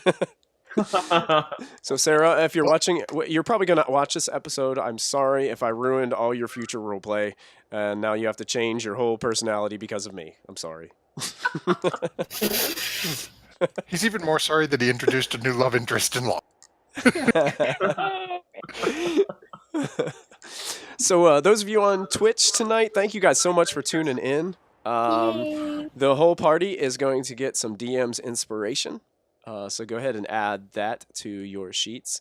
I'm going to give Ashlyn DM's inspiration as well, just because she wasn't here and I feel bad that she was sick tonight. So I'm going to make sure that she gets some inspiration to carry on with her as she makes up for all of my RP mistakes for her character. So it's tough whenever you miss your first session to a new group. Yeah. But I think she will be just fine. If you guys get a chance, those of you tuning in, don't forget, you can actually see Sarah on our Monday night stream, Tomb of Annihilation, which Matthew is the dungeon master for. So, woo! Matthew, rocking it. Yeah. Tomb of Annihilation. Make sure you guys tune in. They've got a great party together, and it's that's what I look forward to on my Mondays, is getting home, chilling out, and putting my headphones on and listening to some D&D. So guys, get a chance to do that. Anybody on Twitch chat that wants to throw out a nat 20 to one of our players tonight? Anything that you guys, players, you two, anybody have anything that stuck out from tonight that... Lachlan and what's those interactions? Lachlan and his interaction with Sarvin. New best friend. Oh, God. Every single time Lachlan, it like beefs up his resume. It kills me. I love it. Lachlan, yeah, he's got legendary. The legendary. That was pretty awesome. Yes. Anybody in Twitch chat want to chime in with us? Is there anything tonight that you feel really stood out from either RP or combat for our characters. My goodness, Diana did a massive amount of damage in Yeah, like damn. 2 spells. I mean, Callista That did a was lot. insane. Callista did a lot of damage too, but hers were kind of spaced out. Diana, my goodness. Okay, so Don't know when she we have snapped. a vote in Twitch chat for Ashlyn because why the hell not? But also Diana because they want to see if she can beat the damage roll of 51. Yeah, is that our record? Yeah, I think So that far? At the moment, I think so. at the moment, I think that's the most damage anybody's done, like in a single pretty- turn. That was Yeah. and even pretty- thinking with everything that, even with the buffs and things I can give to people, I think the highest anything I can give to anyone would be 18. If you double that, that's 36. Wow. That's Diana pretty is awesome. powerful, and I didn't even know. I actually started reading her spells, is the thing. When you read, the more you know. Oh. But at the same point, Molfin's got that dagger that can trap a soul in it. Oh god. We should use it on enemies, no? I'll be honest, No. if Callista and the wolves had not charged those sleeping orcs, Oh. Molfin wasn't going to jump down and try to hide his body from her and just drive it into one of them to see what happened. Oh, no. The weapon of the enemy is a gift. No. All right, I think 2 weeks ago, I think Diana had the nat 20. I think this one Molfin had it. So we'll go ahead. We'll give it to Lachlan for his Thank you. interactions, his RP with Sarvin. There, that was Sarvin. What a guy. that was My liege. that was good. It was real good. So I'm gonna go ahead and put the nat 20 on there now, so I don't forget. There's one right hovering over your head now, Lachlan. I'm gonna put it over on this side because we got some more room. There you go. You can see it. There you go. You were looking right at it. Oh, yeah.